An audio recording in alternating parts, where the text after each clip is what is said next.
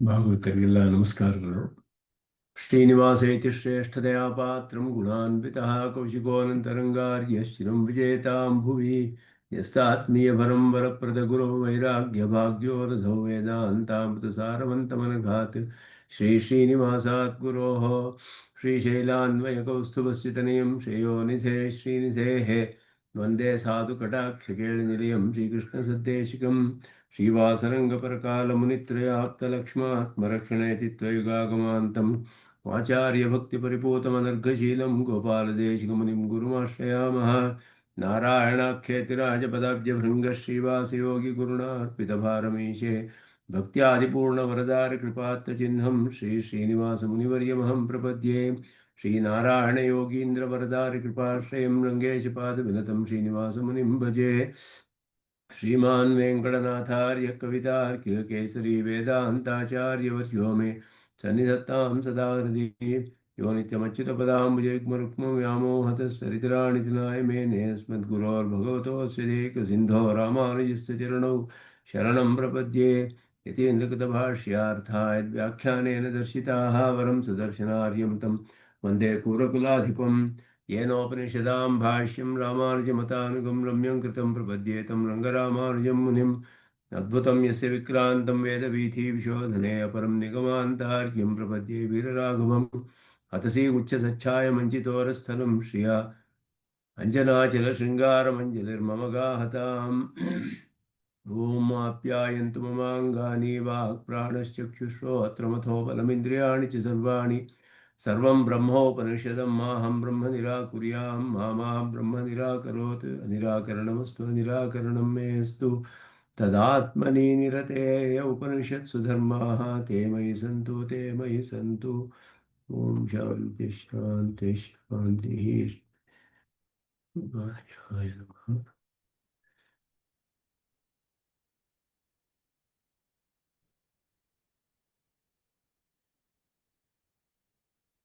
ಛಾಂದೋಗ್ಯದ ಸದ್ವಿದ್ಯಾ ಪ್ರಕರಣದಲ್ಲಿ ಎಂಟನೇ ಖಂಡದಲ್ಲಿ ಬರುವಂತಹ ವಿಷಯ ಸುಷುಪ್ತಿಯ ವಿಷಯ, ಮತ್ತೆ ಅದರ ಮೂಲಕ ಜೀವರುಗಳು ಕೂಡ ಪರಮಾತ್ಮನೇ ಜೀವರುಗಳಿಗೂ ಕಾರಣ, ಉಪಾದಾನ ಕಾರಣ, ನಿಮಿತ್ತ ಕಾರಣ ಎಲ್ಲವೂ ಅಂತ ಹೇಳುವಂಥದ್ದು. ಜೀವರ ಸೃಷ್ಟಿ ಅಂತ ಹೇಳಿದ್ರೆ ಶರೀರ ಸಂಬಂಧ, ಅದಕ್ಕೆಲ್ಲ ಪರಮಾತ್ಮನೇ ಜಗತ್ಕಾರಣ. ಪ್ರಪಂಚದಲ್ಲಿರುವ ಚೇತನಾಚೇತನಗಳಿಗೆಲ್ಲ ಏಕಮೇವ ಅದ್ವಿತೀಯ ಕಾರಣನಾದವನು ಪರಮಾತ್ಮ.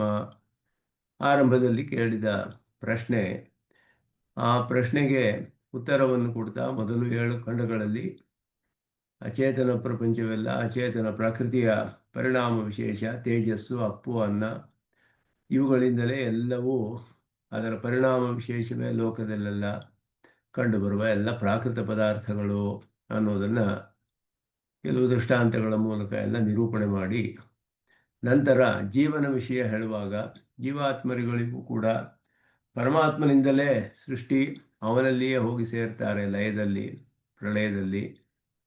ಈ ವಿಷಯವನ್ನು ತಿಳಿಸೋದಕ್ಕೆ ಮೊದಲು ಅದಕ್ಕೆ ಸುಷುಪ್ತಿಯ ವಿಷಯವನ್ನು ಇಲ್ಲಿ ನಿರೂಪಣೆ ಮಾಡ್ತಾ ಇದ್ದಾರೆ. ಸುಷುಪ್ತಿಯ ವಿಷಯದಲ್ಲಿ ಅಲ್ಲಿ ಜೀವಾತ್ಮನು ದೀರ್ಘವಾದ ನಿದ್ದೆಯಲ್ಲಿ ಇರುವಂತಹ ಸುಷುಪ್ತಿಯಲ್ಲಿ ಏನಲ್ಲಿ ಹೋಗ್ತಾನೆ ಅಂತ ಹೇಳಿದ್ರೆ ಸಚ್ಛಬ್ದವಾಚ್ಯನಾದ ಪರಮಾತ್ಮನೊಡನೆ ಹೋಗಿ ಲಯವಾಗ್ತಾನೆ ಅಂತ ಹೇಳಲ್ಪಟ್ಟಿದೆ. ಸಂಪನ್ನ ಭವತಿ ಅಂದರೆ ಅವನೊಡನೆ ಹೋಗಿ ಸೇರ್ಬಿಡ್ತಾನೆ ಗಾಢವಾಗಿ. ಲಯ ಅನ್ನುವ ಅರ್ಥದಲ್ಲಿ ಬರುತ್ತೆ ಅಂತ ಹೇಳಿದ್ರೆ, ಕಾರ್ಯವು ಯಾವಾಗಲೂ ತನ್ನ ಕಾರಣದಲ್ಲಿ ಮಾತ್ರವೇ ಲಯವಾಗೋದಕ್ಕೆ ಸಾಧ್ಯ, ಬೇರೆ ಪದಾರ್ಥದಲ್ಲಿ ಲಯ ಆಗೋದಕ್ಕೆ ಸಾಧ್ಯವಿಲ್ಲ. ಕಾರ್ಯ ಯಾವಾಗಲೂ ತನ್ನ ಕಾರಣದಲ್ಲಿ ಮಾತ್ರವೇ ಸೇರುತ್ತೆ. ತನ್ನ ಕಾರಣವಲ್ಲದ ಬೇರೆ ಯಾವುದರಿಂದ ಅದು ಉತ್ಪನ್ನವಾಯಿತೋ ಆ ಅವಸ್ಥೆಗೆ ಹೋಗಬೇಕು. ಹಿಂದಿನ ಅವಸ್ಥೆಗೆ ಹೋಗುವುದೇ ಅದಕ್ಕೆ ಲಯ ಅಥವಾ ನಾಶ ಅಂತ ಹೇಳುವುದು. ಹಿಂದಿನ ಅವಸ್ಥೆ ಕಾರಣಾವಸ್ಥೆಯನ್ನು ಪಡೆದುಕೊಳ್ಳುವಂಥದ್ದು. ಸೃಷ್ಟಿ ಅಂತ ಹೇಳಿದ್ರೆ ಕಾರ್ಯ ಅಂತ ಹೇಳಿದ್ರೆ ಮುಂದಿನ ಅವಸ್ಥೆಗೆ ಹೋಗುತ್ತೆ. ಕಾರಣವು ತನ್ನ ಮುಂದಿನ ಅವಸ್ಥೆಗೆ ಹೋಗೋದು ಕಾರ್ಯ ಅಂತ ಹೇಳಲ್ಪಡುತ್ತೆ. ಆದ್ದರಿಂದ ಮಣ್ಣು ಮೊದಲಾದ ದೃಷ್ಟಾಂತಗಳನ್ನು ಹೇಳಿ ಮಣ್ಣು ಘಟದ ಅವಸ್ಥೆಗೆ ಬರುವುದು, ಘಟ ಉತ್ಪನ್ನವಾಯಿತು ಅಂತ ಹೇಳೋದು. ಘಟವು ಮತ್ತೆ ಹೋಗಿ ಮಣ್ಣಿನ ಅವಸ್ಥೆಗೆ ಹೋಗುತ್ತೆ, ಕಡೆಯಲ್ಲಿ ತನ್ನ ಕಾರಣದಲ್ಲಿ ನಾಶವಾಗುತ್ತೆ.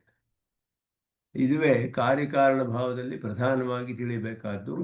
ದ್ರವ್ಯವು ಒಂದೇ, ದ್ರವ್ಯದಲ್ಲಿ ಭೇದವಿಲ್ಲ, ಅವಸ್ಥೆಗಳಲ್ಲಿ ಭೇದವಿದೆ. ಅವಸ್ಥೆಗಳು ಹೊಸದಾಗಿ ಉಂಟಾಗುತ್ತೆ. ಅವಸ್ಥೆ ಅಂತ ಹೇಳಿದ್ರೆ ಅದಕ್ಕೆ ಲಕ್ಷಣವೇನು ಅಂತ ಹೇಳಿದ್ರೆ ಅಪೃಥಕ್ ಸಿದ್ಧವಾದ ಒಂದು ಧರ್ಮ, ಅದು ಆಗಂತುಕವಾದ ಧರ್ಮ. ಆಗಂತುಕೋ ಅಪೃಥಕ್ ಸಿದ್ಧ ಧರ್ಮ ಅವಸ್ಥಾ ಅಂತ ಹೇಳಲ್ಪಡುತ್ತೆ. ಅವಸ್ಥಾ ಅಂತ ಹೇಳಿದ್ರೆ ಅವಸ್ಥೆಗಳು ಬೇರೆ ಬೇರೆ ಅವಸ್ಥೆ ಬರುತ್ತೆ ಪದಾರ್ಥಗಳಿಗೆ, ವಿಕಾರವಾಗಿ ಮುಂದಿನ ಅವಸ್ಥೆಗಳಿಗೆ ಹೋಗ್ತಾ ಇರುತ್ತೆ. ಅವಸ್ಥೆ ಅಂತ ಹೇಳುವುದು ಬರುತ್ತೆ ಹೋಗುತ್ತೆ, ಅವಸ್ಥೆಗಳು ಹೊಸದಾಗಿ ಉತ್ಪನ್ನವಾಗುತ್ತೆ, ನಾಶವಾಗುತ್ತೆ, ಉತ್ಪನ್ನವಾಗುತ್ತೆ, ನಾಶವಾಗುತ್ತೆ, ಹೋಗಿಬಿಡುತ್ತೆ. ಅದು ಅಪೃಥಕ್ ಸಿದ್ಧವಾದ ಒಂದು ಧರ್ಮ. ದ್ರವ್ಯಕ್ಕೆ ವಿಶೇಷಣ, ಅದರಲ್ಲಿ ರೂಪ, ವರ್ಣ, ಹೆಸರು ಮೊದಲಾದದ್ದೆಲ್ಲ ಸಂಬಂಧ ಬರುತ್ತೆ. ಅದಕ್ಕೆ ಈ ವಿಧವಾದ ವಿಕಾರವು ಇರುತ್ತೆ ಹೊರತು ಕಾರ್ಯದಲ್ಲಿ, ಸ್ವರೂಪದಲ್ಲಿ ಪ್ರಕೃತಿಗೆ ಮಾತ್ರ ವಿಕಾರ, ಸ್ವರೂಪದಲ್ಲಿಯೇ ವಿಕಾರವಾಗುತ್ತೆ. ಆದರೂ ಕಾರಣವೇ ಕಾರ್ಯಾವಸ್ಥೆ, ಕಾರಣಾವಸ್ಥೆಯಲ್ಲಿರುವ ದ್ರವ್ಯ ಎರಡೂ ಕೂಡ ಪ್ರಕೃತಿಯೇ. ಅದು ಪ್ರಕೃತಿಯ ಪರಿಣಾಮವೇ, ಇದು ಪ್ರಕೃತಿಯ ಪರಿಣಾಮವೇ. ಆದ್ದರಿಂದ ಪ್ರಕೃತಿಗೆ ಅನೇಕ ಅವಸ್ಥೆಗಳು ಉಂಟಾಗುತ್ತೆ ಸ್ವರೂಪದಲ್ಲಿಯೇ. ಅದು ಪ್ರಕೃತಿಯ ವಿಕಾರಗಳು ಅಂತ ಹೇಳಲ್ಪಡುತ್ತೆ.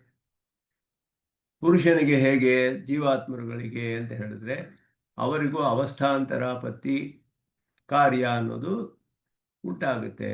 ಅವರ ಸ್ವರೂಪದಲ್ಲಿ ಯಾವ ಭೇದವೂ ಉಂಟಾಗುವುದಿಲ್ಲ, ಯಾವ ವಿಕಾರವೂ ಉಂಟಾಗುವುದಿಲ್ಲ.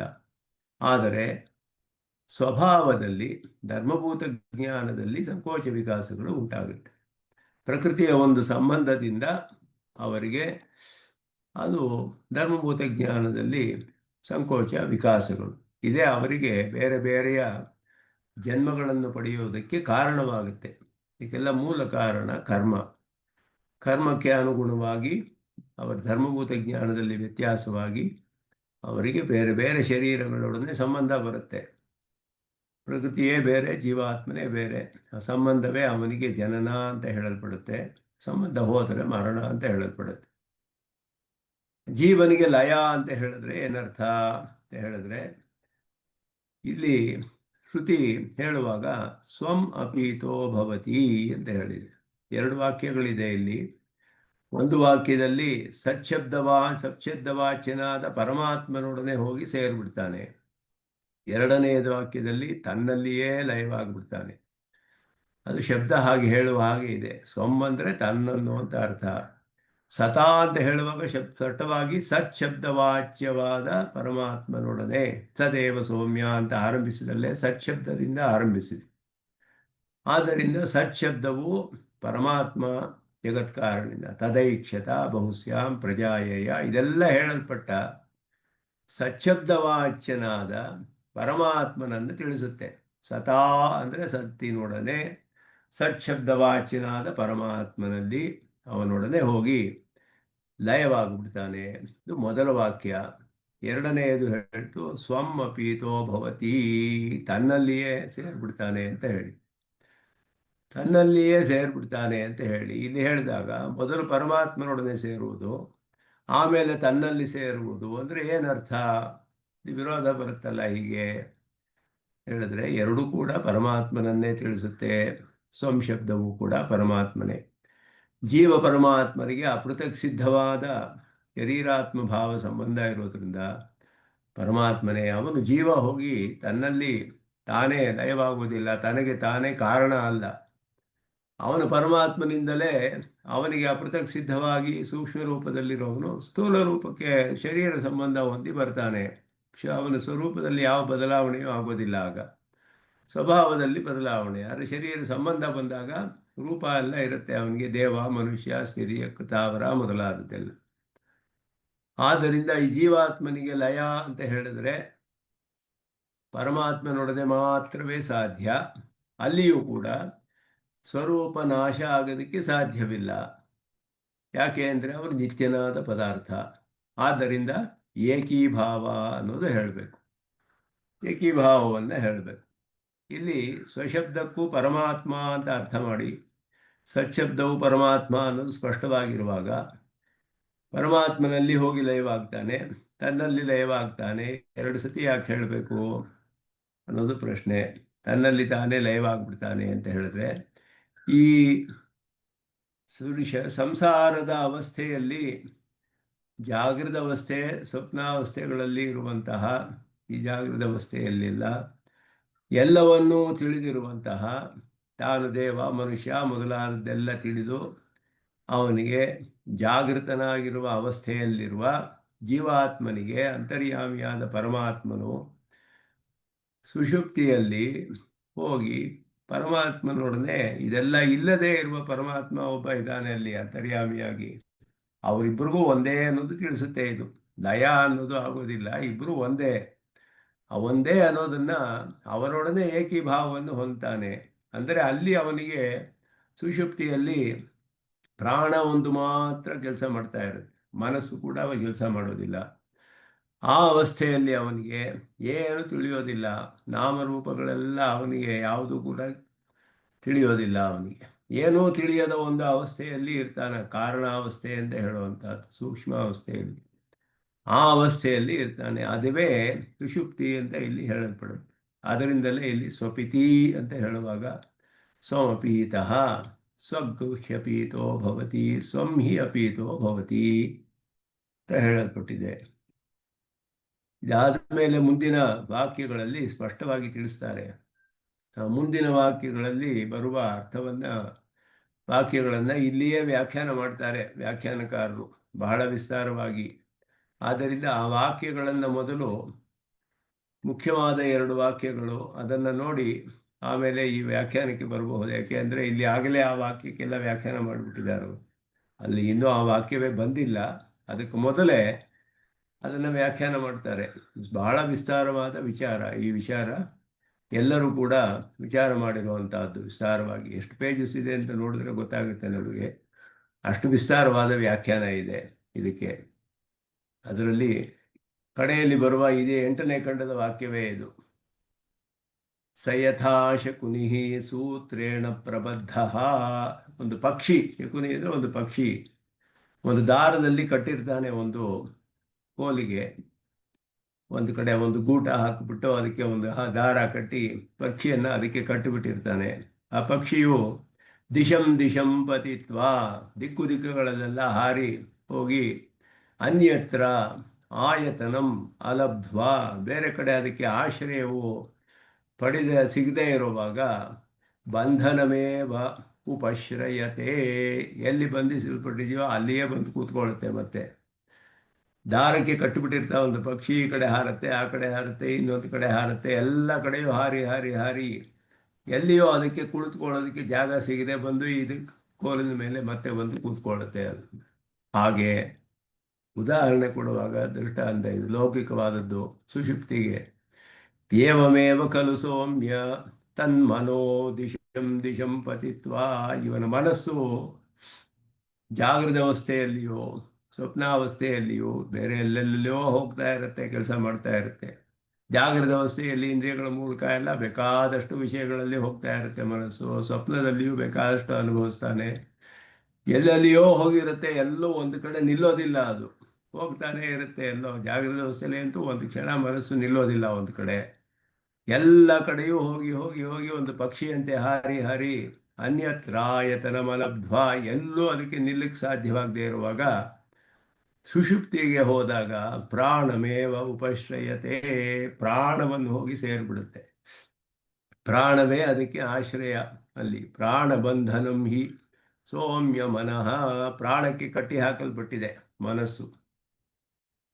ಇದು ಪ್ರಾಣ, ಮುಖ್ಯ ಪ್ರಾಣ ಅಂತ ಹೇಳುವಂಥದ್ದು, ವೈಟಲ್ ಏರ್ ಅಂತ. ಜೀವನಿಗೆ ಉತ್ಕ್ರಾಂತಿಯಾದಾಗ ಪ್ರಾಣವು ಜೀವನನ್ನು ಮೊದಲು ಹಿಂಬಾಲಿಸುತ್ತೆ.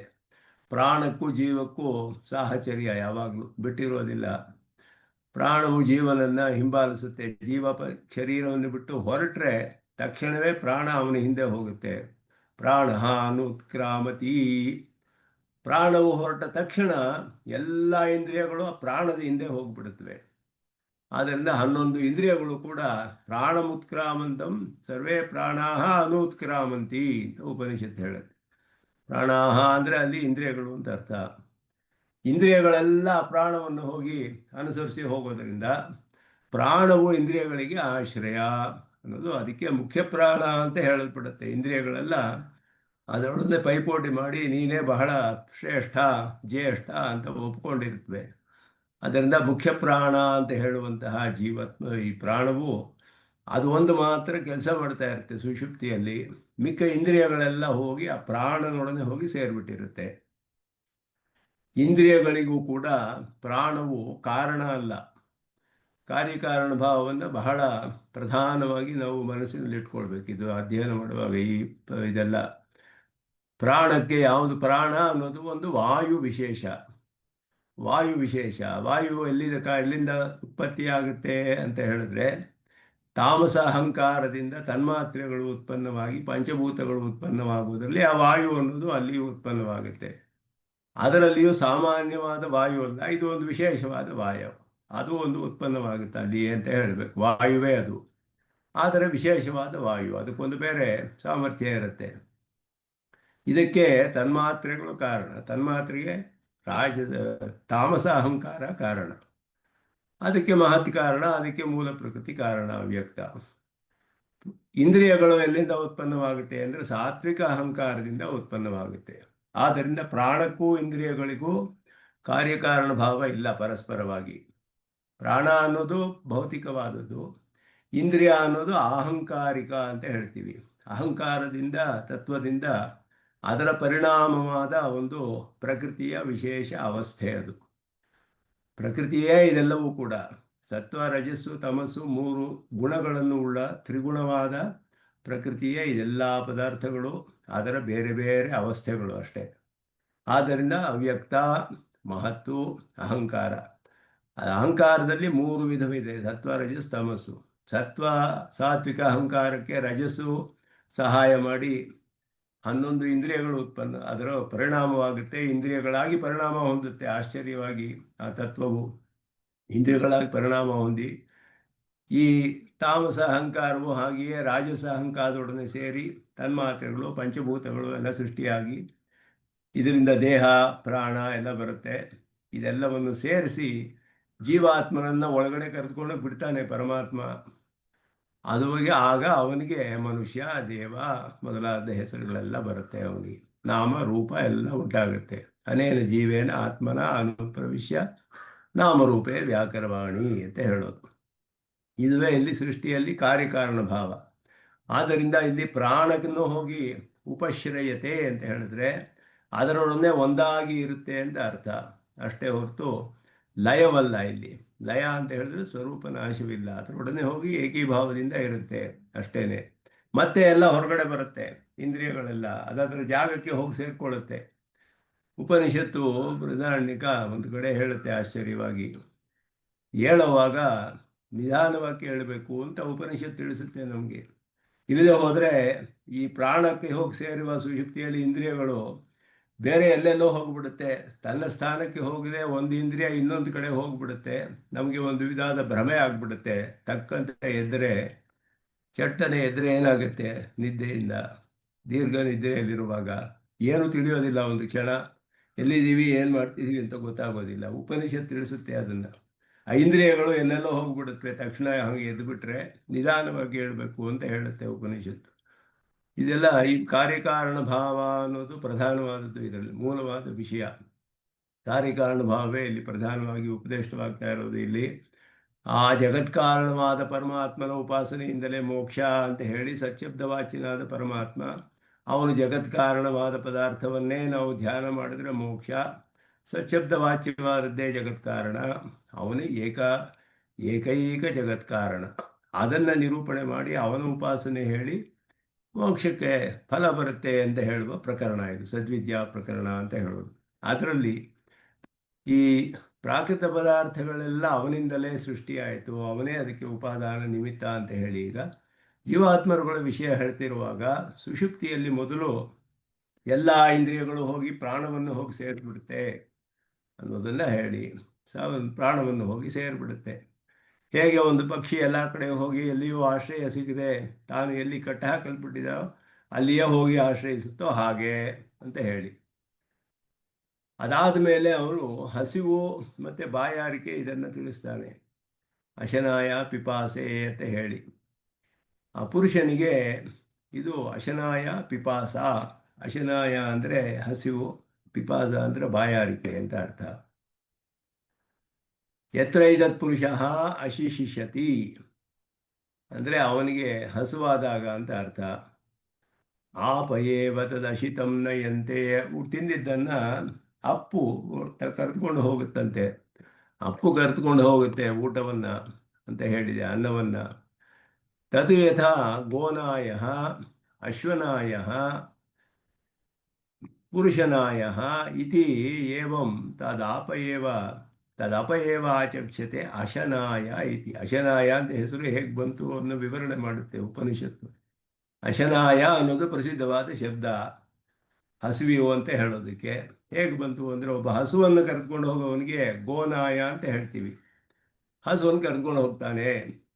ಕುದುರೆಯನ್ನು ಕರೆದುಕೊಳ್ಳೋವನಿಗೆ ಅಶ್ವನಾಯ ಅಂತ ಹೆಸರು, ಕರೆದುಕೊಂಡು ಹೋಗೋವನು. ಹಾಗೆಯೇ ಪುರುಷನನ್ನು ಕರೆದುಕೊಂಡು ಹೋದರೆ ಪುರುಷನಾಯ ಅಂತ ಹೆಸರು.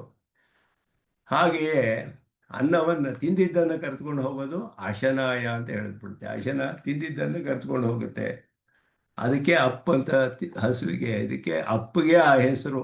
ನೀರಿಗೆ ಅಶನಾಯ ಅಂತ ಒಂದು ಹೆಸರಿದೆ ಅಂತ ಉಪನಿಷತ್ ತಿಳಿಸುತ್ತೆ. ಅದಕ್ಕೆ ಈ ನೀರು ಅಪ್ಪನ್ನೋದು ಅನ್ನಕ್ಕೆ ಕಾರಣವಾಯಿತು ಅಂತ ಇಲ್ಲಿ ಹೇಳುತ್ತೆ. ತತ್ರ ಏತತ್ ಶೃಂಗಂ ಉತ್ಪತಿತಂ ಸೌಮ್ಯ ವಿಜಾನೀಹಿ ನೇದಮ ಮೂಲಂ ಭವಿಷ್ಯತಿ. ಒಂದು ಶೃಂಗಂ ಅಂತ ಹೇಳಿದ್ರೆ ಒಂದು ಮೊಳಕೆ, ಬೀಜದಿಂದ ಒಂದು ಮೊಳಕೆ ಮೇಲೆ ಬರುತ್ತೆ. ಉತ್ಪತಿತಂ ಅಂದರೆ ಮೇಲೆ ಬರುತ್ತೆ, ಭೂಮಿಯಿಂದ ಬೀಜವನ್ನು ಒಡೆದು ಮೇಲೆ ಬರುತ್ತೆ ಮೊಳಕೆ. ಹಾಗೆ ಬರುತ್ತಲ್ಲ, ಅದು ಎಲ್ಲಿಂದ ಬಂತು ಅಂದರೆ ಅದಕ್ಕೊಂದು ಕಾರಣವಿರಬೇಕು, ಅಮೂಲವಾಗುವುದಿಲ್ಲ. ಆದ್ದರಿಂದ ಈ ನೀರು ಅನ್ನಕ್ಕೆ ನೀರು ಕಾರಣ, ಅದು ಕರೆದುಕೊಂಡು ಹೋಗುತ್ತೆ.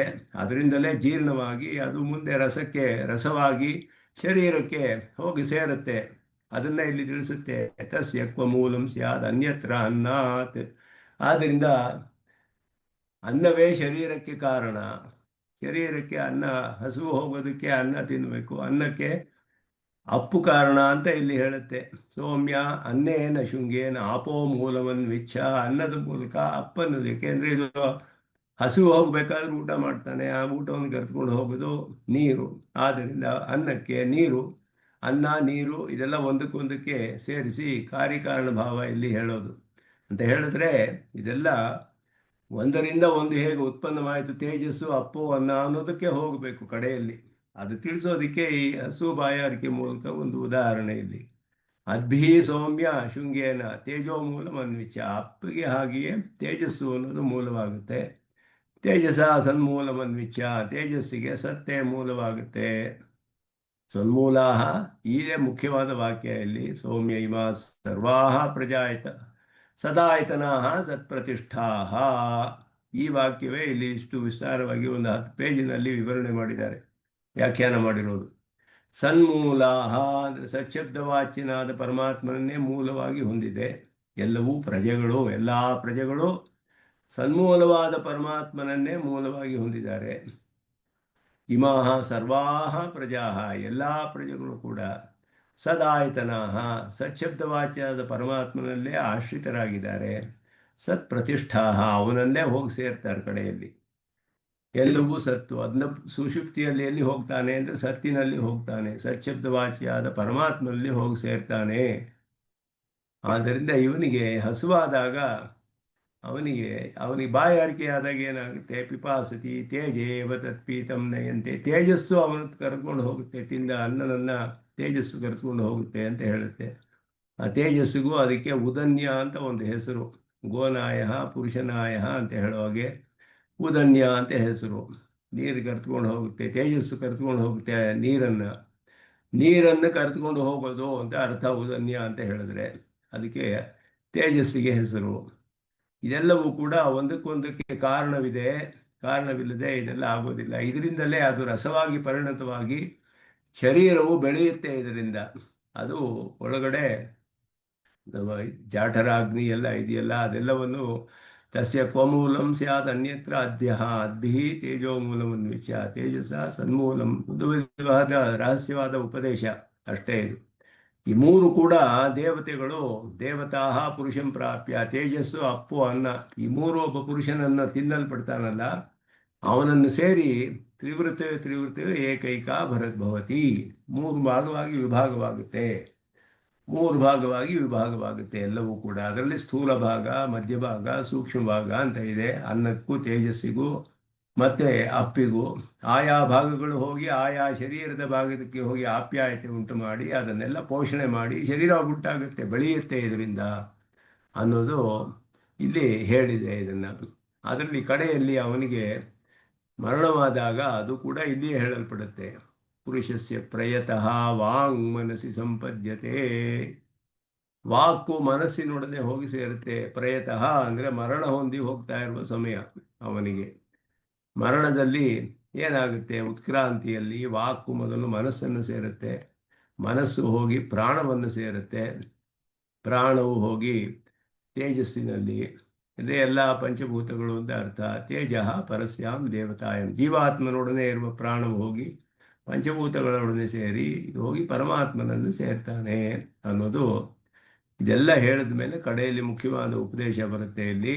ಸ ಏಷಃ ಅಣಿಮ ಇತದಾತ್ಮ್ಯಮಿದಂ ಸರ್ವಂ ತತ್ ಸತ್ಯಂ ಸ ಆತ್ಮ ತತ್ವಮಸಿ ಶ್ವೇತಕೇತೋ. ಇಲ್ಲಿಗೆ 8ನೇ ಅಧ್ಯಾಯದಲ್ಲಿ ಬರುವ ವಾಕ್ಯಗಳು ಇದು. ಇದರಲ್ಲಿ ಈ ಮುಖ್ಯವಾಗಿ ಸನ್ಮೂಲಾ ಸೌಮ್ಯ ಇಮಾ ಸರ್ವ ಪ್ರಜಾ ಸದಾಯತನಾ ಸತ್ಪ್ರತ್ಯತ, ಇವರು ಬೆಳೆಯೋದೆಲ್ಲ ಅವನಿಂದಲೇ. ಎಲ್ಲ ಸುಷುಪ್ತಿಯಲ್ಲಿ ಅವನನ್ನು ಹೋಗಿ ಸೇರ್ತಾರೆ, ಅವನಿಂದಲೇ ಬರ್ತಾರೆ. ಪ್ರಾಣ ಇದರಲ್ಲೂ ಮರಣದಲ್ಲಿಯೂ ಅವನನ್ನು ಹೋಗಿ ಸೇರ್ತಾರೆ.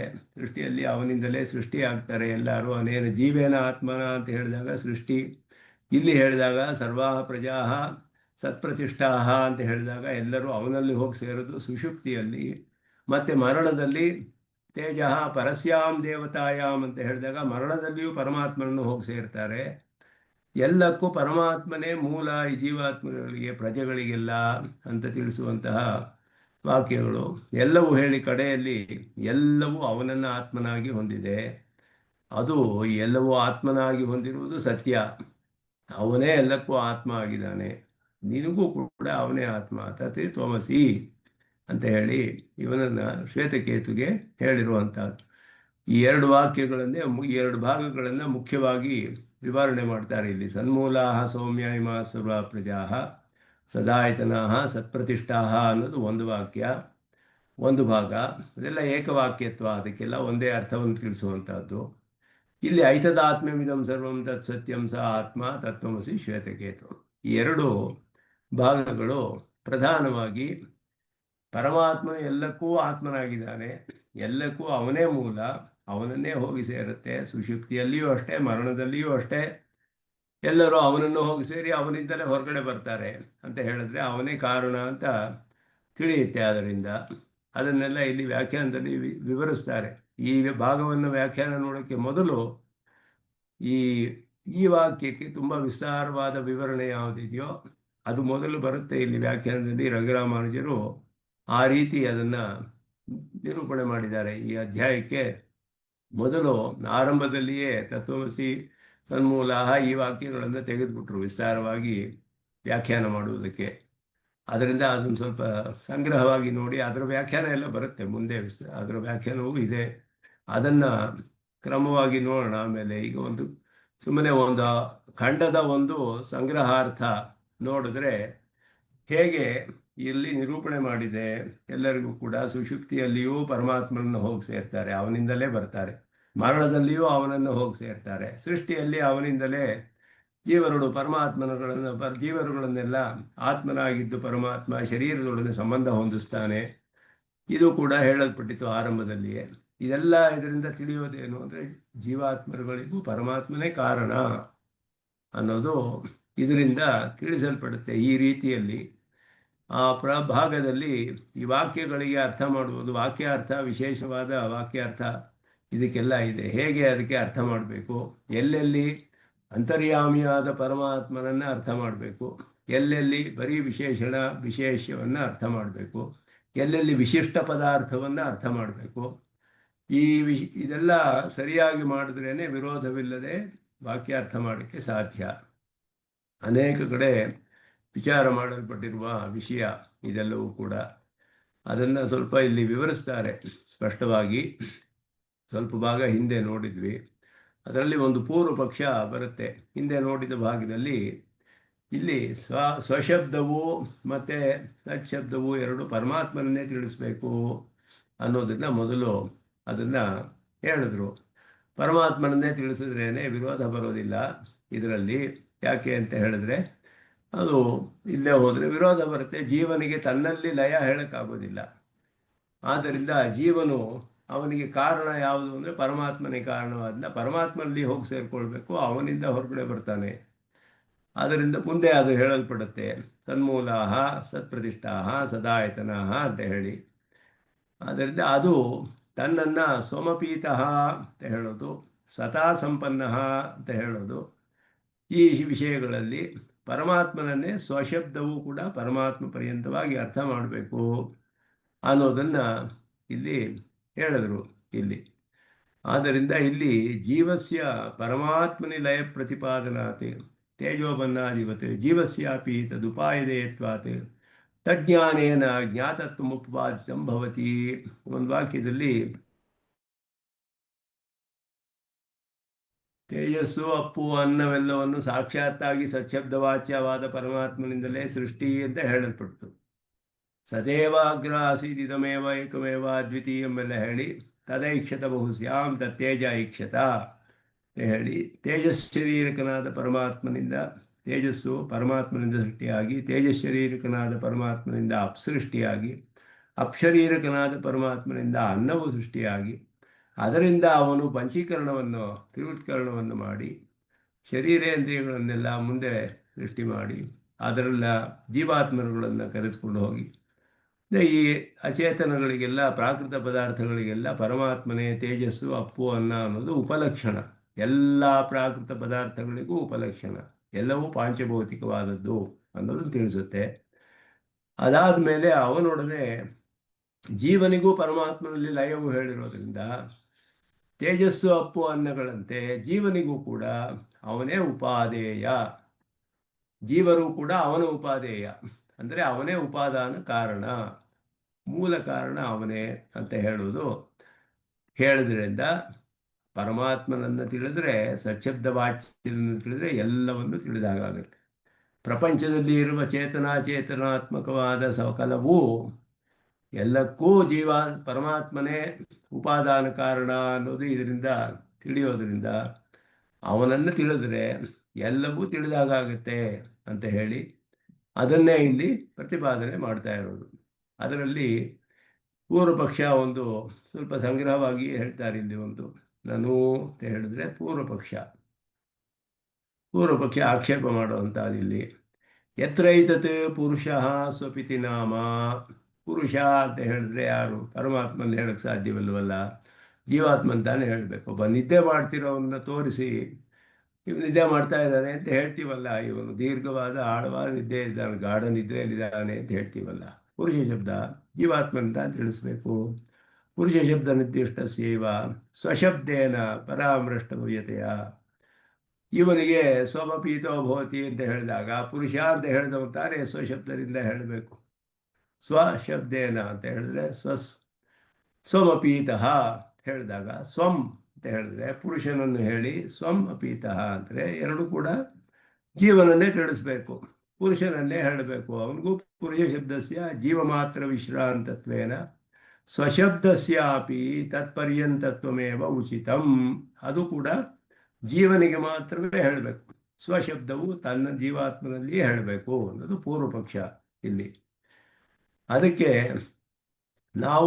ನೀವು ಹೀಗೆ ಹೇಳೋಕ್ಕಾಗೋಲ್ಲ ಅಂತ ಪೂರ್ವ ಪಕ್ಷಿ ನಮಗೆ ಹೇಳ್ತಾನೆ. ನಚ, ನೀವು ಹೇಗೆ ಹೇಳೋಕ್ಕಾಗೋದಿಲ್ಲ. ಹೇಗೆ ಅಂದರೆ ಪುರುಷ ಪದಸ್ಯಾಪಿ ಬ್ರಹ್ಮತರಿ ಪರ್ಯಂತತ್ವ ಕಲ್ಪನಂ ಯುಕ್ತಂ. ಪುರುಷನಿಗೂ ಬ್ರಹ್ಮ ಪರ್ಯಂತತ್ವ ಅಂತ ಅರ್ಥ ಯಾಕೆ ಮಾಡಬಾರ್ದು ಅಂದರೆ ಅದು ಹೇಳೋಕ್ಕಾಗೋದಿಲ್ಲ ನೀವು. ಯಾಕೆ ಅಂದರೆ ಬ್ರಹ್ಮ ನಿದ್ದೆ ಮಾಡ್ತಾನೆಯೇ, ಅವನಿಗೆ ಈ ರೀತಿ ಪುರುಷ ಯತ್ರೈತ ಸ್ವಪಿತಿ ನಾಮ ತಸ್ಮಾದೇನಂ ಸ್ವಪಿತಿ ಇತ್ಯಾಚಕ್ಷತೆ ಏನಂ ಇದು ಮಲಗಿದಾನಲ್ಲ, ಇವನನ್ನ ದೀರ್ಘ ನಿದ್ರೆಯಲ್ಲಿದ್ದಾನೆ ಅಂತ ಹೇಳ್ತೀವಿ, ಗಾಢ ನಿದ್ರೆಯಲ್ಲಿದ್ದಾನೆ ಅಂತ ಹೇಳ್ತೀವಿ. ಗಾಢ ನಿದ್ರೆಯಲ್ಲಿ ಮಲಗಿರ್ತಾನೆ ಪುರುಷ, ಇದೆಲ್ಲ ಪುರುಷನಂತಾನೆ ತಿಳಿಸ್ಬೇಕು. ಬ್ರಹ್ಮನನ್ನೇ ಹೇಗೆ ಅರ್ಥ ಮಾಡಕ್ಕೆ ಸಾಧ್ಯ? ಉಪಕ್ರಮ ಉಪಸಂಹಾರಯೋ ಲೌಕಿಕ ಪ್ರಸಿದ್ಧಿ ಅನ್ನುವಾಗ ಪರಬ್ರಹ್ಮನು ಯೋಗ ನಿದ್ರೆ ಮಾಡ್ತಾನೆ 4 ತಿಂಗಳು ಅಂತಾನೋ ಇದೆಯಲ್ಲ. ಅದು ಇದೆ, ಅದು ಬೇರೆ, ಅದು ಸರಿ. ಆದರೆ ಸುಷುಪ್ತಿ ಎಲ್ಲ ಅವ್ರಿಗೆ ಹೇಳಿಲ್ವಲ್ಲ, ಪರಬ್ರಹ್ಮನಿಗೆ ಸುಷುಪ್ತಿ. ಪುರುಷ ಮಲಗಿರೋವನ್ನು ತೋರಿಸಿದ್ದಾರೆ, ಉದಾಹರಣೆ ಕೊಡ್ತಾ ಇರೋ ದೃಷ್ಟಾಂತ ಇಲ್ಲಿ ಅವರು ವಿವರಣೆ ಮಾಡ್ತಿರುವಾಗ ಪುರುಷರನ್ನು ತೋರಿಸಿ ಹೇಳ್ತಾ ಇದ್ದಾರೆ, ಇವನು ಮಲಗಿದಾನಲ್ಲಪ್ಪ ಅಂತ ಹೇಳಿಬಿಟ್ಟು ಲೌಕಿಕವಾದ ದೃಷ್ಟಾಂತದ ಮೂಲಕ ಪರಮಾತ್ಮನೇ ಹೇಳ್ತಾ ಇರುವಂಥ ವಿಷಯ. ಆದ್ದರಿಂದ ಪೂರ್ವ ಪಕ್ಷಿ ಹೇಳ್ತಾರೆ, ಸ್ಪಷ್ಟವಾಗಿ ತಿಳಿಯೋದೇನು? ಲೌಕಿಕವಾಗಿ ಪ್ರಸಿದ್ಧವಾಗಿ ಮನುಷ್ಯರು ಮಲಗಿದ್ದಾರೆ, ಗಾಢದಿದ್ರೆ ಅಂತಾನೆ ತಿಳಿಯೋದು ಅನ್ನೋದು ಇಲ್ಲಿ ಅವರು ಹೇಳುವಂತಹ ಪೂರ್ವ ಪಕ್ಷ. ಅದರಿಂದ ಸ್ವಂ ಶಬ್ದವು ಹೇಳಬೇಕು ಅಂದರೆ ನಾವು ಪರಮಾತ್ಮನ ಗಾಢದಿದ್ರೆಯನ್ನು ಸರಿ, ಅವನು ಕೂಡ ಯೋಗ ನಿದ್ರೆಯಲ್ಲಿರ್ತಾನೆ ಅಂತ ಹೇಳೋದು. ಆದರೆ ಇಲ್ಲಿ ಕಾರ್ಯಕಾರಣ ಭಾವ ಇಟ್ಕೊಂಡು ಹೇಳೋದು, ಉಪಾದಾನ ಕಾರಣವನ್ನು ನಿರೂಪಣೆ ಮಾಡ್ತಾ ಇರೋದು ಪರಮಾತ್ಮನಿಗೆ. ಆದ್ದರಿಂದ ಸ್ವಮಪೀತ ತನ್ನಲ್ಲಿ ಲಯ ಅಂತ ಹೇಳಿದೆಯಲ್ಲ, ತನ್ನಲ್ಲಿ ಲಯ ಅಂತ ಹೇಳಿರುವಾಗ ಜೀವಾತ್ಮನಿಗೆ ತಾನೇ ತನಗೆ ಕಾರಣವಲ್ಲ, ಆದ್ದರಿಂದ ತನ್ನಲ್ಲಿ ತಾನು ಲಯ ಆಗಕ್ಕೆ ಸಾಧ್ಯವಿಲ್ಲ. ಲಯ ತನ್ನ ಕಾರಣದಲ್ಲಿ ಆಗಬೇಕು. ಆದ್ದರಿಂದ ಸ್ವಶಬ್ದ ಪರಮಾತ್ಮನನ್ನೇ ತಿಳಿಸಬೇಕು ಅನ್ನೋದು ಕಾರ್ಯಕಾರಣ ಭಾವದಿಂದ ಇಲ್ಲಿ ನಿರೂಪಣೆ ಮಾಡ್ತಾರೆ. ಲೌಕಿಕಾನಾಂ ಬ್ರಹ್ಮಣಿ ತತ್ ಪ್ರಸಿದ್ಧೇ ಅಭಾವಾತ್. ಲೌಕಿಕರು ಬ್ರಹ್ಮನಲ್ಲಿ ಹೋಗಿ ಸೇರ್ತಾನೆ ಅನ್ನುವುದು ಲೌಕಿಕರಿಗೆ, ಯಾರು ಪುರುಷರಿಗೆ ತಾನೇ ಆ ಜ್ಞಾನವಿದೆ, ಗೊತ್ತಿಲ್ಲ ಅವರಿಗೆಲ್ಲ. ಆದ್ದರಿಂದ ಸತಿ ಸಂಪದ್ಯನ ವಿದುಹು ಸತ ಆಗತ್ಯನ ವಿದುಹು, ಸತ್ಶಬ್ದದಲ್ಲಿ ಹೋಗಿ ಸೇರ್ಕೊಳ್ತಾರೆ, ಆದರೆ ಯಾರಿಗೂ ತಿಳಿದಿಲ್ಲ ಅವನು ಹೋಗಿ ಸೇರ್ಕೋತೀವಿ ಅಂತ ಹೇಳಿಬಿಟ್ಟು. ಇದೆಲ್ಲ ಮುಂದೆ ಹೇಳಲ್ಪಡುತ್ತೆ. ಸತ್ಶಬ್ದವಾಚ್ಯನಾದ ಪರಮಾತ್ಮನಲ್ಲಿ ಹೋಗಿ ಸೇರ್ತಾರೆ ಎಲ್ಲ ಸುಷುಪ್ತಿಯಲ್ಲಿ, ಆದರೆ ಯಾರಿಗೂ ತಿಳಿಲಿಲ್ಲ ಅವನನ್ನು ಸೇರಿದ್ದೀನಿ ಅಂತ. ಅವನಿಂದ ಹೊರಗಡೆ ಬರ್ತಾರೆ, ಯಾರಿಗೂ ತಿಳಿದಿಲ್ಲ ಅವನಿಂದ ಹೊರಗಡೆ ಬರ್ತಾ ಇದ್ದೀನಿ ಅಂತ. ಪುರುಷರಿಗೆ ಲೋಕದಲ್ಲಿ ಹೇಗಿದೆಲ್ಲ ತಿಳಿದಿಲ್ಲ ಅಂತ ತಾನೇ ಹೇಳಿದೆ ಉಪನಿಷತ್ತಿನಲ್ಲಿ ಅನ್ನೋದು ಈ ಉತ್ತರಖಂಡಯೋ ಪ್ರತಿಪಾದ್ಯಮಾನಸ್ಯ ಅಜ್ಞಾನಸ್ಯ ಬ್ರಹ್ಮ ಅನ್ವಯ ಅಸಂಭವಾಚ್ಯ ನವಿದುಹು ಅಂತ ಹೇಳುವಾಗ ಪರಮಾತ್ಮನಿಗೆ ತಿಳಿದಿರಲಿಲ್ಲ ಅಂತ ಅರ್ಥ ಮಾಡೋಕ್ಕಾಗೋದಿಲ್ಲ. ಇಲ್ಲಿ ಸತಿ ಸಂಪದ್ಯ ನವಿದುಹು ಅಂತ ಹೇಳಿದಾಗ ತಿಳಿದಿಲ್ಲ ಅವನು ಹೋಗಿ ಸೇರಿಕೊಂಡು ಅಂದರೆ ಅದು ಪರಮಾತ್ಮನ ಅರ್ಥ ಹೇಳೋಕ್ಕಾಗೋಲ್ವಲ್ಲ. ಅಜ್ಞಾನ ಹೇಳಿದೆ ಇಲ್ಲಿ, ಎಲ್ಲಿ ಸೇರ್ಕೊಳ್ತೀವಿ, ಎಲ್ಲಿಂದ ಬರ್ತೀವಿ ಏನು ಗೊತ್ತಿಲ್ಲ. ಈ ಗೊತ್ತಿಲ್ಲದೆ ಇರೋದು ಪರಮಾತ್ಮನ ಪರ್ಯಂತ ಅರ್ಥ ಮಾಡೋಕ್ಕಾಗೋದಿಲ್ವಲ್ಲ, ಅಜ್ಞಾನ ಇದು. ಬ್ರಹ್ಮಾನ್ವಯ ಅಸಂಭವಾಚ್ಯ ಪುರುಷಃ ಸುಪಿತಿ ನಾಮ ಇತಿ ವಾಕ್ಯಸ್ಥ ಪುರುಷ ಶಬ್ದಸ್ಯ ಬ್ರಹ್ಮಪರ್ಯಂತತ್ವ ಅಭಾವೇನ ಸ್ವಶಬ್ದಸ್ಯಾಪಿ ನ ಬ್ರಹ್ಮಪರ್ಯಂತತ್ವ ಸಂಭವತಿ. ಅದಕ್ಕೂ ಕೂಡ ಹೇಳೋಕ್ಕಾಗೋದಿಲ್ಲ ಅಂತ ಪೂರ್ವಪಕ್ಷ. ಕಿಂಚ ಸತಾ ಸೌಮ್ಯತದಾ ಸಂಪನ್ನೋ ಭವತಿ ಇತಿ ವಾಕ್ಯೆ ಸಚ್ಛಬ್ದತೆ ಬ್ರಹ್ಮಣಿ ಸ್ಥೂಲಾವಸ್ಥ ಜೀವ ವಿಶಿಷ್ಟ ಪರಮಾತ್ಮನೆ ಪ್ರತಿಪಾದನೆ ತುಲ್ಯಾರ್ಥತ್ವೇನ ಅಭ್ಯುಪೇತೆ ಪ್ರಾಜ್ಞೇನ ಆತ್ಮನ ಸಂಪರಿಶ್ವಕ್ತಃ ಇತಿ ವಾಕ್ಯೇಪಿ ಪರಿಶ್ವಕ್ತತ್ವಮಪಿ ಜೀವಶರೀರಕಸ್ಯ ಬ್ರಹ್ಮಣೇ ಏವ ಸ್ಯಾತ್. ಇಲ್ಲಿ ಬೇರೆ ರೀತಿ ಅರ್ಥ ಮಾಡ್ತೀವಿ. ಬೇರೆ ಒಂದು ಕಡೆ ಹೇಳುವಾಗ ಸುಷುಪ್ತಿಯ ವಿಷಯವನ್ನು ಪ್ರಾಜ್ಞೇನ ಆತ್ಮನ ಸಂಪರಿಶ್ವಕ್ತಃ ನ ಬಾಹ್ಯಂ ವೇದ ಕಿಂಚನ ನಾಂತರಂ ಅಂತ ಉಪನಿಷತ್ತು ಹೇಳುತ್ತೆ. ಸುಷುಪ್ತಿಯಲ್ಲಿ ಪ್ರಾಜ್ಞೇನ ಆತ್ಮನ ಸಂಪರಿಶ್ವಕ್ತಃ, ಪರಿಶ್ವಂಗ ಅಂದರೆ ಆಲಿಂಗನ, ಅವನನ್ನು ಹೋಗಿ ಗಾಢವಾದ ಸೇರಿಬಿಟ್ಟಿರ್ತಾನೆ ಅವನೊಡನೆ, ಪ್ರಾಜ್ಞನಾದ ಆತ್ಮನೊಡನೆ ಅಂತ ಹೇಳಿದಾಗ ಪರಮಾತ್ಮನೊಡನೆ ಗಾಢವಾಗಿ ಹೋಗಿ ಸೇರಿಬಿಟ್ಟಿರ್ತಾನೆ. ನ ಬಾಹ್ಯಂ ವೇದ ಕಿಂಚನ ನಾಂತರಂ, ಹೊರಗಡೆಯೂ ಒಳಗಡೆಯೂ ಏನು ತಿಳಿದಿರಲಿಲ್ಲ ಅವನಿಗೆ ಅಂತ ಸುಷುಪ್ತಿಯಲ್ಲಿ ಹೇಳುವ ಅರ್ಥ ಅಲ್ಲಿ. ಇಲ್ಲಿ ನೀವು ಸಚ್ಶಬ್ದಕ್ಕೆ ಹೇಳುವಾಗ ಹೇಗೆ ಅರ್ಥ ಮಾಡ್ತೀರಾ? ತನ್ನಲ್ಲಿ ತಾನು ಲಯ ಹೇಳಬೇಕಿಲ್ಲಿ. ಸ್ವಮಪೀತಃ ಅಂದರೆ ಬ್ರಹ್ಮನಿಗೆ ಬ್ರಹ್ಮನಲ್ಲಿ ಲಯ ಹೇಳಬೇಕು. ಸ್ವಶಬ್ದಕ್ಕೆ ಬ್ರಹ್ಮ ಅಂತ ಅರ್ಥ ಮಾಡಿದ್ರೆ ಸಚ್ಶಬ್ದವಾಚಿನಾದ ಪರಬ್ರಹ್ಮ ಅಂತೆ. ಸತಾ ಸಂಪನ್ನ ಸ್ವಂ ಅಪೀತಃ ಅಂತ ಹೇಳಿದಾಗ ಸಚ್ಶಬ್ದವಾಚನೊಡನೆ ಹೋಗಿ ಲಯ, ತನ್ನಲ್ಲಿ ತಾನು ಲಯ ಅಂತ ಹೇಳಿದಾಗ ಪರಮಾತ್ಮನಿಗೆ ಪರಮಾತ್ಮನಲ್ಲಿ ಲಯ ಹೇಳಕ್ಕೆ ಸಾಧ್ಯವೇ ಹೊರತು ತಾವು ಇಬ್ಬರು ಒಂದೇ ಆಗಿಬಿಡ್ತಾರೆ ಅಂತ ಹೇಳಬೇಕು. ಆದರೆ ಇಬ್ಬರಿಗೂ ಶರೀರವಾದ ಜೀವಾತ್ಮನ ಅವಸ್ಥೆ ಬೇರೆ ರೀತಿ ಇರುತ್ತೆ. ಒಂದು ಅವಸ್ಥೆ ಹೇಗೆ ಅಂದರೆ ಜಾಗೃತ ಅವಸ್ಥೆಯಲ್ಲಿ ಸ್ಥೂಲಾವಸ್ಥೆ ಜೀವ ವಿಶಿಷ್ಟನಾದ ಆ ಜೀವನಿಗೆ ವಿಶಿಷ್ಟನಾದ ಪರಮಾತ್ಮನು ಸುಷುಪ್ತಿಯಲ್ಲಿ ಅದೇನು ತಿಳಿದೇ ಇರುವಂತಹ ಅವಸ್ಥೆಯಲ್ಲಿರುವ ಪರಮಾತ್ಮನು ಒಬ್ಬನೇ ಅಂತ ಅರ್ಥ ಮಾಡಬೇಕಲ್ಲಿ. ಅವರಿಬ್ಬರು ಒಬ್ಬರೇ ಅನ್ನೋದೇ ಇಲ್ಲಿ ಲಯ ಅಂತ ಹೇಳಲ್ಪಟ್ಟಿರೋದು ಅಂತ ಅರ್ಥ ಮಾಡಿದ್ರೇನೆ ವಿರೋಧ ಬರೋದಿಲ್ಲ. ಜೀವನಿಗೂ ಪರಮಾತ್ಮನಿಗೂ ಲಯ ಸಾಧ್ಯವಿಲ್ಲ, ಜೀವನು ತನ್ನಲ್ಲಿಯೇ ಲಯವೂ ಸಾಧ್ಯವಿಲ್ಲ. ಆದ್ದರಿಂದ ಇಲ್ಲಿ ಹೇಗೆ ಅರ್ಥ ಮಾಡೋದು? ಒಂದು ಕಡೆ ಪರಮಾತ್ಮ ಹೇಳಿದೆ, ಒಂದು ಕಡೆ ಸ್ವಶಬ್ದ ಹೇಳಿದೆ, ಸೋಮಪೀತಃ. ಅದಕ್ಕೆ ಹೇಗೆ ಅರ್ಥ ಮಾಡಿದ್ರು ಅಂದರೆ, ಇಲ್ಲಿ ಹಿಂದೆ ನೋಡಿದ್ವಿ ಅದನ್ನು ಹೋದ ಕ್ಲಾಸಿನಲ್ಲಿ. ಅದಕ್ಕೆ ಹೇಳಿದ್ರು ಅದಕ್ಕೆ ಅರ್ಥವನ್ನು ಹೇಗೆ ಮಾಡಬೇಕು ಅಂದರೆ, ದೇವ ಮನುಷ್ಯಾದಿ ನಾಮರೂಪ ಅಭಿಮಾನ ರಾಗಲೋಭಾದಿ ಅನುಗುಣ ಬಹಿರ್ಮುಖ ಜ್ಞಾನ ಪ್ರಸರವತ್ ಜಾಗರಿತಾವಸ್ಥ ಜೀವ ವಿಶಿಷ್ಟ ಪರಮಾತ್ಮ. ಇಲ್ಲಿ ಪರಮಾತ್ಮನಿಗೂ ಏಕೀಭಾವವನ್ನೇ ಹೇಳಬೇಕು. ಯಾಕೆಂದ್ರೆ ಒಬ್ಬನೇ ಪರಮಾತ್ಮ ಇರೋನು. ಇವನು ಜಾಗೃತ ಅವಸ್ಥೆಯಲ್ಲಿರುವ ಜೀವಾತ್ಮನು ಸುಷುಪ್ತಿ ಅವಸ್ಥೆಗೆ ಹೋಗ್ತಾನೆ. ಜಾಗೃತ ಅವಸ್ಥೆಯಲ್ಲಿಯೂ ಅವನಿಗೆ ಅಂತರ್ಯಾಮಿ ಪರಮಾತ್ಮ ಇದ್ದ, ಸುಷುಪ್ತಿ ಅವಸ್ಥೆಯಲ್ಲಿಯೂ ಅಂತರ್ಯಾಮಿ ಪರಮಾತ್ಮ ಇದ್ದ. ಈ ಎರಡು ಕೂಡ ಒಂದಾಗುತ್ತೆ ಅಂತ ಹೇಳಿದಾಗ ಜಾಗೃತ ಅವಸ್ಥೆಯ ಜೀವಾತ್ಮನಿಗೆ ಸುಷುಪ್ತಿ ಅವಸ್ಥೆ ಬಂತು, ಆ ಪರಮಾತ್ಮ ಈ ಪರಮಾತ್ಮ ಒಬ್ಬರೇ. ಈ ಅರ್ಥವನ್ನೇ ಹೇಳಬೇಕಿಲ್ಲಿ ಸುಷುಪ್ತಿಯಲ್ಲಿ. ಇಲ್ಲದೆ ಹೋದರೆ ಇದು ವಿರೋಧವಾಗುತ್ತೆ. ಇಲ್ಲಿ ಬೇರೆ ಕಡೆ ಎಲ್ಲ ಕಡೆಯಲ್ಲೂ ವಿರೋಧ ಬರುತ್ತೆ. ಜೀವರಿಗೆ ಲಯವಿಲ್ಲ, ಪರಮಾತ್ಮ ಒಬ್ಬನೇ. ಜಾಗೃತ ಅವಸ್ಥೆಯಲ್ಲಿ ಜೀವಾತ್ಮನಿಗೆ ಅಂತರ್ಯಾಮಿಯಾಗಿದ್ದಾನೆ ಪರಮಾತ್ಮ.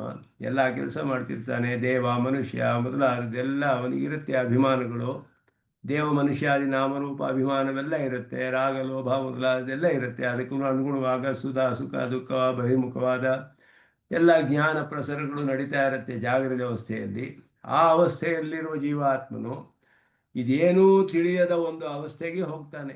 ಅದು ಹೇಗಿರುತ್ತೆ ಅಂದರೆ, ದೇವ ಮನುಷ್ಯಾದಿ ನಾಮರೂಪ ರಾಗದ್ವೇಷ ಲೋಭ ಮೋಹಾದಿ ಔಪಾಧಿಕ ಬಾಹ್ಯಾಭ್ಯಂತರ ಆಕಾರ ಅಭಿಮಾನ ಕಾಲುಷ್ಯ ರಹಿತ ಜೀವ ಶರೀರಕಃ. ಯಾವ ಕಾಲುಷ್ಯವೂ ಇಲ್ಲದ ಒಂದು ಅವಸ್ಥೆಗೆ ಹೋಗ್ತಾನೆ ಅವನಲ್ಲಿ. ಸುಷುಪ್ತಿ ಅವಸ್ಥೆಯಲ್ಲಿ ಅಭಿಮಾನ ಇರೋದಿಲ್ಲ, ನಾನು ದೇವನೋ ಮನುಷ್ಯನೋ ತಿಳಿಯೋದಿಲ್ಲ, ರಾಗ ಭೋಗ ಲೋಭ ಮೋಹ ಏನೂ ಇರೋದಿಲ್ಲ, ಬಾಹ್ಯವೂ ಗೊತ್ತಿಲ್ಲ, ಆಂತರವೂ ಗೊತ್ತಿಲ್ಲ, ಎಲ್ಲ ಹೋಗಿ ಸೇರಿದೆ ಅಂತ ಗೊತ್ತಿಲ್ಲ, ಇಲ್ಲಿಂದ ಬರ್ತೀನಿ ಅಂತ ಗೊತ್ತಿಲ್ಲ. ಯಾವುದು ಇಲ್ಲದ ಒಂದು ಅವಸ್ಥೆಯಲ್ಲಿ ಜೀವಾತ್ಮ ಇರ್ತಾನೆ. ಎಲ್ಲವೂ ತಿಳಿದಿರೋ ಒಂದು ಅವಸ್ಥೆಯಿಂದ ಏನೂ ತಿಳಿಯದ ಅವಸ್ಥೆಗೆ ಹೋಗ್ತಾನೆ ಜೀವಾತ್ಮ. ಆಗ ಎಲ್ಲವೂ ತಿಳಿದಿರುವ ಅವಸ್ಥೆಯಲ್ಲಿ ಜೀವಾತ್ಮನಿಗೆ ಅಂತರ್ಯಾಮಿಯಾದ ಪರಮಾತ್ಮ, ಏನು ತಿಳಿಯದ ಅವಸ್ಥೆಯಲ್ಲಿರೋ ಜೀವಾತ್ಮನಿಗೆ ಅಂತರ್ಯಾಮಿಯಾದ ಪರಮಾತ್ಮನು ಒಬ್ಬರಾಗ್ತಾರೆ ಅನ್ನೋದೇ ಇಲ್ಲಿ ಅರ್ಥ ಹೇಳಬೇಕು. ಜೀವನಿಗೆ ಮಾತ್ರ ಅವಸ್ಥಾಂತರಾಪತ್ತಿ, ಪರಮಾತ್ಮನು ಆ ಅವಸ್ಥೆಯಲ್ಲಿರೋ ಪರಮಾತ್ಮ ಈ ಅವಸ್ಥೆಯ ಪರಮಾತ್ಮ ಒಬ್ಬನೇ ಅಂತ ಹೇಳಿ ಆ ರೀತಿ ಅರ್ಥ ಮಾಡಬೇಕು. ಆದ್ದರಿಂದ ಹಾಗೆ ಮಾಡಿದ್ರೆ ಸತಾ ಸಂಪನ್ನ ಸೋಮಪೀತಃ ಎರಡಕ್ಕೂ ಕೂಡ ಕಾರ್ಯಕಾರಣ ಭಾವಕ್ಕೂ ಜೀವನ ಅವಸ್ಥಾ ವಿಶೇಷಕ್ಕೂ ಎಲ್ಲಕ್ಕೂ ಕೂಡ ಅನುಗುಣವಾದ ಅರ್ಥವಾಗುತ್ತೆ. ಇದು ಸಿದ್ಧಾಂತದಲ್ಲಿ ಇದುವೇ ಕಡೆಯ ಅರ್ಥ. ಇಲ್ಲಿ ಸುಷುಪ್ತಿಗೆ ಅರ್ಥ ಮಾಡುವಾಗ ಜೀವಾತ್ಮನು ಪರಮಾತ್ಮನಲ್ಲಿ ಲಯ ಅಂದರೆ ಏನರ್ಥ? ತನ್ನಲ್ಲಿ ತಾನು ಲಯವಾಗ್ತಾನೆ, ಪರಮಾತ್ಮನಲ್ಲಿ ಲಯವಾಗ್ತಾನೆ ಅಂತ ಹೇಳುವಾಗ ಈ ರೀತಿಯಾದ ಅರ್ಥವನ್ನು ಮಾಡಬೇಕು. ಸೋಮಪೀತ ಹಾಗೆ ಹೇಳಬೇಕು. ತನ್ನಲ್ಲಿ ತಾನು ಲಯ ಅಂತ ಹೇಳಿದ್ರೆ ಈ ರೀತಿಯಾದ ಜೀವ ವಿಶಿಷ್ಟನಾದ ಪರಮಾತ್ಮ ಈ ರೀತಿಯಾದ ಜೀವ ಶರೀರನಾಗಿ ಪರಮಾತ್ಮನಾಗಿರ್ತಾನೆ. ಅಷ್ಟೇ ಅರ್ಥ. ಅದಕ್ಕೆ ಆತ್ಮನಿ ಅಂತರ್ಭೂತ ಅಂತ ಅರ್ಥ. ಆತ್ಮನಿ ಅಂತರ್ಭೂತ, ತನ್ನಲ್ಲಿ ತಾನು ಸೇರ್ಕೊಂಡಿರ್ತಾನೆ ಅಂತ ಅರ್ಥ. ಈ ಸ್ವಾಪ್ಯಯಾತಿಥಿ ಸೂತ್ರೇ ವ್ಯಾಸಾರ್ಯೈ ವ್ಯಾಖ್ಯಾತತ್ವ ನಾನುಭವತಿ. ಸುದರ್ಶನ ಸೂರಿಗಳು ಈ ರೀತಿ ವಿವರಿಸಿದ್ದಾರೆ ಈ ಸೂತ್ರದಲ್ಲಿ. ಸ್ವಾಪ್ಯಯಾತ್ ಅಂತ ಒಂದು ಸೂತ್ರ, ಅದಕ್ಕೆ ಇದೇ ವಿಷಯವಾಕ್ಯ. ಸಮಪೀತೋ ಭರತಿ, ತನ್ನಲ್ಲಿ ಅಪ್ಯಯ ಅಂದರೆ ಲಯ. ಆದ್ದರಿಂದ ಸ್ವಾಪ್ಯಯ, ತನ್ನಲ್ಲಿ ಲಯವು ಹೇಳಿದೆ ಅಂತ ಹೇಳಿ. ಪ್ರಧಾನವೇ ಜಗತ್ಕಾರಣ ಅಂತ ವಾದ ಮಾಡ್ತಾರೆ ಸಾಂಖ್ಯರು. ಈಕ್ಷತ್ಯಧಿಕರಣ ಬರುವ ಸೂತ್ರ ಅದು. ಆಗ ಹೇಳುತ್ತೆ ಪ್ರಧಾನ ಜಗತ್ಕಾರಣವಲ್ಲ, ಜೀವಾತ್ಮರು ಹೋಗಿ ತನ್ನಲ್ಲಿ ಪರಮಾತ್ಮನಲ್ಲಿ ಸೇರ್ತಾರೆ. ಚೇತನಕ್ಕೆ ಎಲ್ಲ ಪ್ರಧಾನ ಕಾರಣ ಆಗಕ್ಕೆ ಸಾಧ್ಯವಿಲ್ಲ, ಅಚೇತನವಾದದ್ದು ಮೊದಲಾದ ವಿವರಿಸುವ ಸೂತ್ರ ಅದು ಸ್ವಾಪ್ಯಯಾತ್ ಅಂತ ಹೇಳಿ. ಆದ್ದರಿಂದ ಅಲ್ಲಿ ಹೇಳುವಾಗ ಈ ರೀತಿ ಅರ್ಥ ಮಾಡಬೇಕು. ಸಚ್ಶಬ್ದವಾಚ್ಯನಾದ ಪರಮಾತ್ಮನಲ್ಲಿ ಲಯ, ತನ್ನಲ್ಲಿ ಲಯ ಅಂತ ಹೇಳಿದಾಗ ತಾನು ಅನ್ನುವ ಸ್ವಶಬ್ದವು ಪರಮಾತ್ಮ ಪರ್ಯಂತವಾಗಿ ಅರ್ಥ ಮಾಡಿಬಿಟ್ರೇನೆ ವಿರೋಧ ಬರೋದಿಲ್ಲ. ಆಗಲೂ ಅಲ್ಲಿಯೂ ಪರಮಾತ್ಮ, ಇಲ್ಲಿಯೂ ಪರಮಾತ್ಮ. ಆ ಪರಮಾತ್ಮನ ಹೇಗಿದ್ದಾನೆ ಅಂತ ಹೇಳಿದ್ರೆ, ಹೊರಗಡೆ ಬಾಹ್ಯವಾದ ಎಲ್ಲ ವಿಷಯಗಳನ್ನು ತಿಳಿದಿರುವ ಈ ಜೀವಾತ್ಮನಿಗೆ ಅಂತರ್ಯಾಮಿಯಾದ ಪರಮಾತ್ಮ, ಒಳಗಡೆ ತನ್ನ ಈ ಅವಸ್ಥೆಗಳನ್ನೆಲ್ಲ ಬಿಟ್ಟು ಏನೂ ತಿಳಿಯದ ಒಂದು ಅವಸ್ಥೆಗೆ ಹೋಗ್ತಾನಲ್ಲ ಜೀವಾತ್ಮ, ಆ ಅವಸ್ಥೆಯಲ್ಲಿರುವ ಜೀವಾತ್ಮನಿಗೆ ಅಂತರ್ಯಾಮಿಯಾದ ಪರಮಾತ್ಮ. ಇವರಿಬ್ಬರು ಒಂದಾಗ್ತಾರೆ ಅಂತ ಹೇಳಬೇಕು. ಹಾಗೆ ಹೇಳಿ ಜೀವನಿಗೆ ಅವಸ್ಥಾಂತರ ಆಗುತ್ತೆ. ಅದುವೇ ಇಲ್ಲಿ ಸೋಮಪೀತಃ ಅನ್ನೋದಕ್ಕೆ ಅರ್ಥವನ್ನು ಹೇಳಬೇಕು ಅನ್ನೋದು ಪೂರ್ವಪಕ್ಷಿ ಹೇಳಿದ ಹಾಗೆ ಅರ್ಥ ಮಾಡಬೇಕಾಗೋದಿಲ್ಲ ಅಂತ ಪೂರ್ವಪಕ್ಷ ಹೇಳ್ತಾರೆ. ಪುರುಶಬ್ದ ಸುಶಬ್ದ ಇದೆಲ್ಲ ಹೇಳಿದ್ರೆ ಕಾರ್ಯಕಾರಣ ಭಾವಕ್ಕೆ ವಿರೋಧ ಬರುತ್ತೆ. ಎಷ್ಟೋ ಅಧಿಕರಣಗಳಿಗೆ ವಿರೋಧ ಬರುತ್ತೆ. ಅನನ್ಯತ್ವ ಆರಂಭಣ ಅಧಿಕರಣಕ್ಕೆ ವಿರೋಧ ಬರುತ್ತೆ. ಎಲ್ಲ ಅಧಿಕರಣಗಳಿಗೂ ವಿರೋಧ ಬರುತ್ತೆ. ಹೀಗೆ ಹೇಳಿದ್ರೆ ಕಾರ್ಯಕಾರಣ ಭಾವವೇ ಸದೇವ ಏಕಮೇವ ಆಸೀತ್ ಅನ್ನೋದಕ್ಕೆ ವಿರೋಧ ಬರುತ್ತೆ ಇಲ್ಲಿ ಅಧ್ಯಾಯದ ಆರಂಭದಲ್ಲಿ ಬರುವ ವಾಕ್ಯಗಳಿಗೆ. ಆದ್ದರಿಂದ ಇಲ್ಲಿ ಈ ರೀತಿ ಅರ್ಥ ಮಾಡೋದು ಸರಿ ಇಲ್ಲ. ಆದರೆ ಬೇರೆ ಕಡೆಯಲ್ಲಿ ಪ್ರಕರಣಕ್ಕೆ ಅನುಗುಣವಾಗಿ ಅರ್ಥ ಮಾಡ್ತೀವಿ.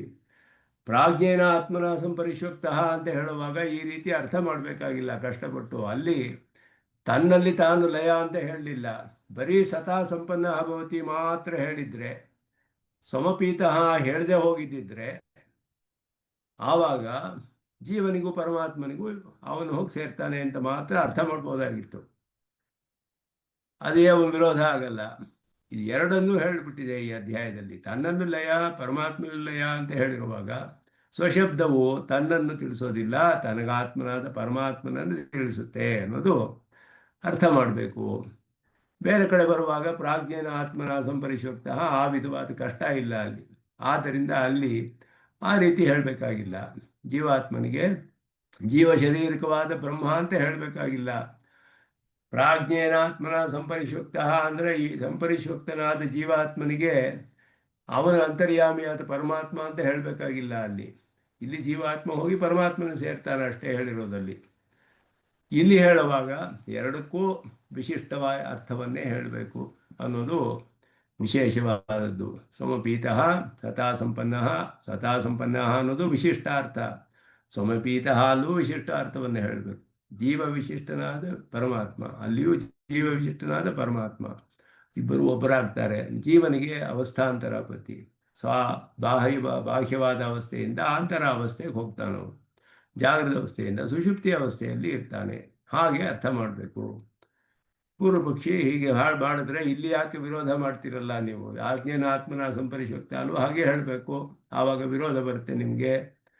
ಯಾಕೆ ಅಂದರೆ ಸೂತ್ರಗಳಲ್ಲಿ ಭೇದವೂ ಹೇಳಿದೆ, ಜೀವ ಪರಮಾತ್ಮರಿಗೆ ಭೇದ ಹೇಳಿದೆ. ಸುಷುಪ್ತಿ ಉತ್ಕ್ರಾಂತ್ಯೋ ಭೇದೇನ ಅಂತ ಹೇಳುವಾಗ ಪರಮಾತ್ಮನಿಗೂ ಜೀವಾತ್ಮನಿಗೂ ಭೇದವನ್ನು ಹೇಳಿದೆ.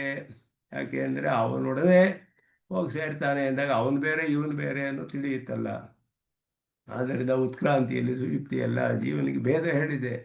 ಪ್ರಾಜ್ಞೇನ ಪರಿಶ್ವಜ್ಯಮಾನಸ್ಯ ಜೀವಸ್ಯ ಭೇದ ಪ್ರತಿಪಾದನಂ. ಇಲ್ಲೇ ಹೋದರೆ ವಿರೋಧ ಬಂತು, ನಿಮಗೆ ಭೇದ ಹೇಗೆ ಹೇಳ್ತೀರಾ ಅನ್ನೋದು ಇಲ್ಲಿ. ಒಂದು ಕಡೆ ವಿಶಿಷ್ಟ ಅರ್ಥ ಹೇಳಲಿಲ್ಲ, ಒಂದು ಕಡೆ ವಿಶಿಷ್ಟವಾದ ಅರ್ಥ ಹೇಳ್ತಿದ್ದೀರಾ, ಇದು ವಿರೋಧ ಅಲ್ವೇ ಅಂತ ಪೂರ್ವ ಪಕ್ಷಿ ಪ್ರಶ್ನೆ ಮಾಡ್ತಾನೆ. ಪ್ರಾಜ್ಞೇನ ಆತ್ಮನ ಸಂಪರಿಶ್ವಕ್ತ ಅಲ್ಲಿ ವಿಶಿಷ್ಟ ಅರ್ಥ ಹೇಳಬೇಕಾಗಿಲ್ಲ, ಜೀವಾತ್ಮನನ್ನು ಮಾತ್ರ ಹೇಳಿ ಪರಮಾತ್ಮನನ್ನು ಹೋಗಿ ಸೇರ್ತಾನೆ ಅಂತ ಹೇಳಿ ಅಷ್ಟರ್ಥ ಹೇಳಿದ್ರು ಅಲ್ಲಿ ಸರಿಯಾದ ಅರ್ಥ ಬರುತ್ತೆ. ಈ ಪ್ರಾಧ್ಯಾಯದಲ್ಲಿ ಹೇಳುವಾಗ ಎರಡಕ್ಕೂ ವಿಶಿಷ್ಟವಾದ ಅರ್ಥವನ್ನೇ ಹೇಳಬೇಕು. ಸಮಪೀತೋಗೂ ವಿಶಿಷ್ಟ ಅರ್ಥ ಹೇಳಬೇಕು, ಸತಾ ಸಂಪನ್ನ ಹಾಗೂ ವಿಶಿಷ್ಟ ಅರ್ಥ ಹೇಳಿದ್ರೇ ವಿರೋಧ ಬರೋದಿಲ್ಲ. ಒಂದೇ ಥರ ಅರ್ಥ ಎಲ್ಲ ಪ್ರಕರಣದಲ್ಲೂ ಮಾಡಬೇಕು ಅಂತ ನಿಯಮ ಇಲ್ಲ. ಆ ಪ್ರಕರಣಕ್ಕೆ ಅನುಗುಣವಾಗಿ, ವಸ್ತುಗಳ ಸ್ವರೂಪಕ್ಕೆ ಅನುಗುಣವಾಗಿ, ಪ್ರಕರಣಕ್ಕೆ ಅನುಗುಣವಾಗಿ ವೇದ ಶಬ್ದಗಳಿಗೆ ಅರ್ಥಗಳನ್ನು ನಾವು ಮಾಡಬೇಕು, ವಿರೋಧವಿಲ್ಲದೆ ಇರುವ ಹಾಗೆ ಪರಸ್ಪರ ಅಂತ ಹೇಳಿ. ಇಲ್ಲಿ ಇನ್ನೊಂದು ಅಭಿಪ್ರಾಯವನ್ನು ತಿಳಿಸ್ತಾರೆ, ಇದರಲ್ಲಿ ಅಷ್ಟು ಆದರವಿಲ್ಲ ಅಂತ ತುಮೂರು ಸ್ವಾಮಿಗಳು ಹೇಳಿಬಿಡ್ತಾರೆ. ಆದರ ನ ದರ್ಶಿತ ಅಂತ ಅಲ್ಲಿ ಕೇಚಿತ್ ಅಂತ ಹೇಳಿದ್ರು, ಕೆಲವರು ಹೀಗೆ ಹೇಳ್ತಾರೆ ಸಮರ್ಥನೆ ಮಾಡೋಕ್ಕೆ ಅಂತ, ಅದು ನಮಗೆ ಬೇಕಾಗಿಲ್ಲ. ಮುಖ್ಯವಾಗಿ ರಂಗರಾಮಾನುಜರು ಭಾಷೆಗೆ ಅನುಗುಣವಾಗಿ ಹೇಳ್ತಾರೆ, ಉಪಾದಾನ ಉಪಾದೇಯಸ್ಯ ಅಭಿನ್ನ ನಿಷ್ಠತ್ವಾತ್. ಹೇಗೆ ಅಂದರೆ ಅನನ್ಯತ್ವ ಅನ್ನೋದೇ ಮುಖ್ಯ. ಕಾರ್ಯಕಾರಣಯೋ ಅನನ್ಯತ್ವಂ ತದ ಅನನ್ಯತ್ವಂ ಆರಂಭಣ ಶಬ್ದಾದಿಭ್ಯ ಅಂತ ಸೂತ್ರದಲ್ಲಿ ಆರಂಭಣಾಧಿಕರಣ ದೊಡ್ಡ ಅಧಿಕರಣ. ಈ ಪ್ರಕರಣವೇ ಅದಕ್ಕೆ ಮುಖ್ಯವಾದ ವಿಷಯ. ವಾಚಾರಂಭಣಂ ವಿಕಾರೋ ನಾಮಧೇಯಂ ಅಂತ ಹೇಳೋದು. ಕಾರ್ಯಕಾರಣಗಳ ಅನನ್ಯತ್ವವೂ ಹೇಳಿದೆ. ಸಚ್ಶಬ್ದ ವಾಚ್ಯವಾದದ್ದು ಕಾರ್ಯ ಕಾರಣ, ಮಿಕ್ಕಿದೆಲ್ಲ ಕಾರ್ಯ. ಎರಡೂ ಒಂದೇ ಪದಾರ್ಥ, ದ್ರವ್ಯ ಭೇದವಿಲ್ಲ. ದ್ರವ್ಯ ಒಂದೇ, ಅನನ್ಯ, ಬೇರೆಯಲ್ಲ. ಅವಸ್ಥೆಗಳು ಬೇರೆ. ಆದ್ದರಿಂದ ಉಪಾದಾನ ಅನ್ನೋದು ಕಾರಣ, ಉಪಾದೇಯ ಅನ್ನೋದು ಕಾರ್ಯ. ಇದೆರಡು ಕೂಡ ಅಭಿನ್ನ ನಿಷ್ಠತ್ವಾದ, ಒಂದರಲ್ಲೇ ಇದೆ ಎರಡು ಕೂಡ. ಆದ್ದರಿಂದ ಇಲ್ಲಿಯೂ ಸೂಕ್ಷ್ಮ ವಿಶಿಷ್ಟನಾದ ಸೂಕ್ಷ್ಮ ಚೇತನ ವಿಶಿಷ್ಟ ಪರಮಾತ್ಮನೇ ಕಾರಣ, ಸ್ಥೂಲ ವಿಶಿಷ್ಟನಾದ ಪರಮಾತ್ಮ ಕಾರ್ಯ. ಎರಡಕ್ಕೂ ಆಧಾರ ಪರಮಾತ್ಮನೇ. ಆದ್ದರಿಂದ ಒಂದು ಸೂಕ್ಷ್ಮ ಅವಸ್ಥೆಯಲ್ಲಿದೆ, ಒಂದು ಸ್ಥೂಲ ಅವಸ್ಥೆಯಲ್ಲಿದೆ. ಇದುವೇ ಅಭಿನ್ನತ್ವ, ಅಭಿನ್ನ ನಿಷ್ಠತ್ವ ಅಂತ ಹೇಳೋದು, ಭೇದವಿಲ್ಲ ಅಂತ ಹೇಳೋದು. ಪ್ರಜಾಶಬ್ದೇನ ಅಚಿತ್ ಸಂಸೃಷ್ಟ ಜೀವ ಮಾತ್ರ ಪರಾಮರ್ಶೆ ಸನ್ಮೂಲಾ ಸರ್ವಾ ಪ್ರಜಾ ಅನ್ನೋ ವಾಕ್ಯ. ಅಲ್ಲಿರುವ ಪ್ರಜಾಶಬ್ದಕ್ಕೆ ಬರೀ ಜೀವ ಅಂತ ಅರ್ಥ ಮಾಡಿದ್ರೆ ತಸ್ಯ ಸದುಪಾದಾನಕತ್ವ ಅಸಂಭವಾತ್. ಪ್ರಜಾಶಬ್ದೇನಾಪಿ ಪ್ರಜಾಶರೀರಕಂ ಬ್ರಹ್ಮೈವ ಉಚ್ಯತೆ ಅಂತ ಹೇಳಿದ್ರು. ಸದಾಯತನಾಹ, ಇದೆಲ್ಲ ಕೂಡ ಇಲ್ಲಿ ಸ್ವಲ್ಪ ವಿಚಾರ ಮಾಡ್ತಾರೆ. ಇದು ಸ್ವಲ್ಪ ಸೂಕ್ಷ್ಮ, ತುಂಬ ನಿಧಾನವಾಗಿ ಯೋಚನೆ ಮಾಡಿ ಮಾಡಬೇಕಾದ ದೊಡ್ಡ ವಾಕ್ಯಾರ್ಥಗಳು. ಇದಕ್ಕೆ ವಿಸ್ತಾರವಾದ ವಾಕ್ಯಾರ್ಥಗಳಿದೆ ಇದರಲ್ಲಿ.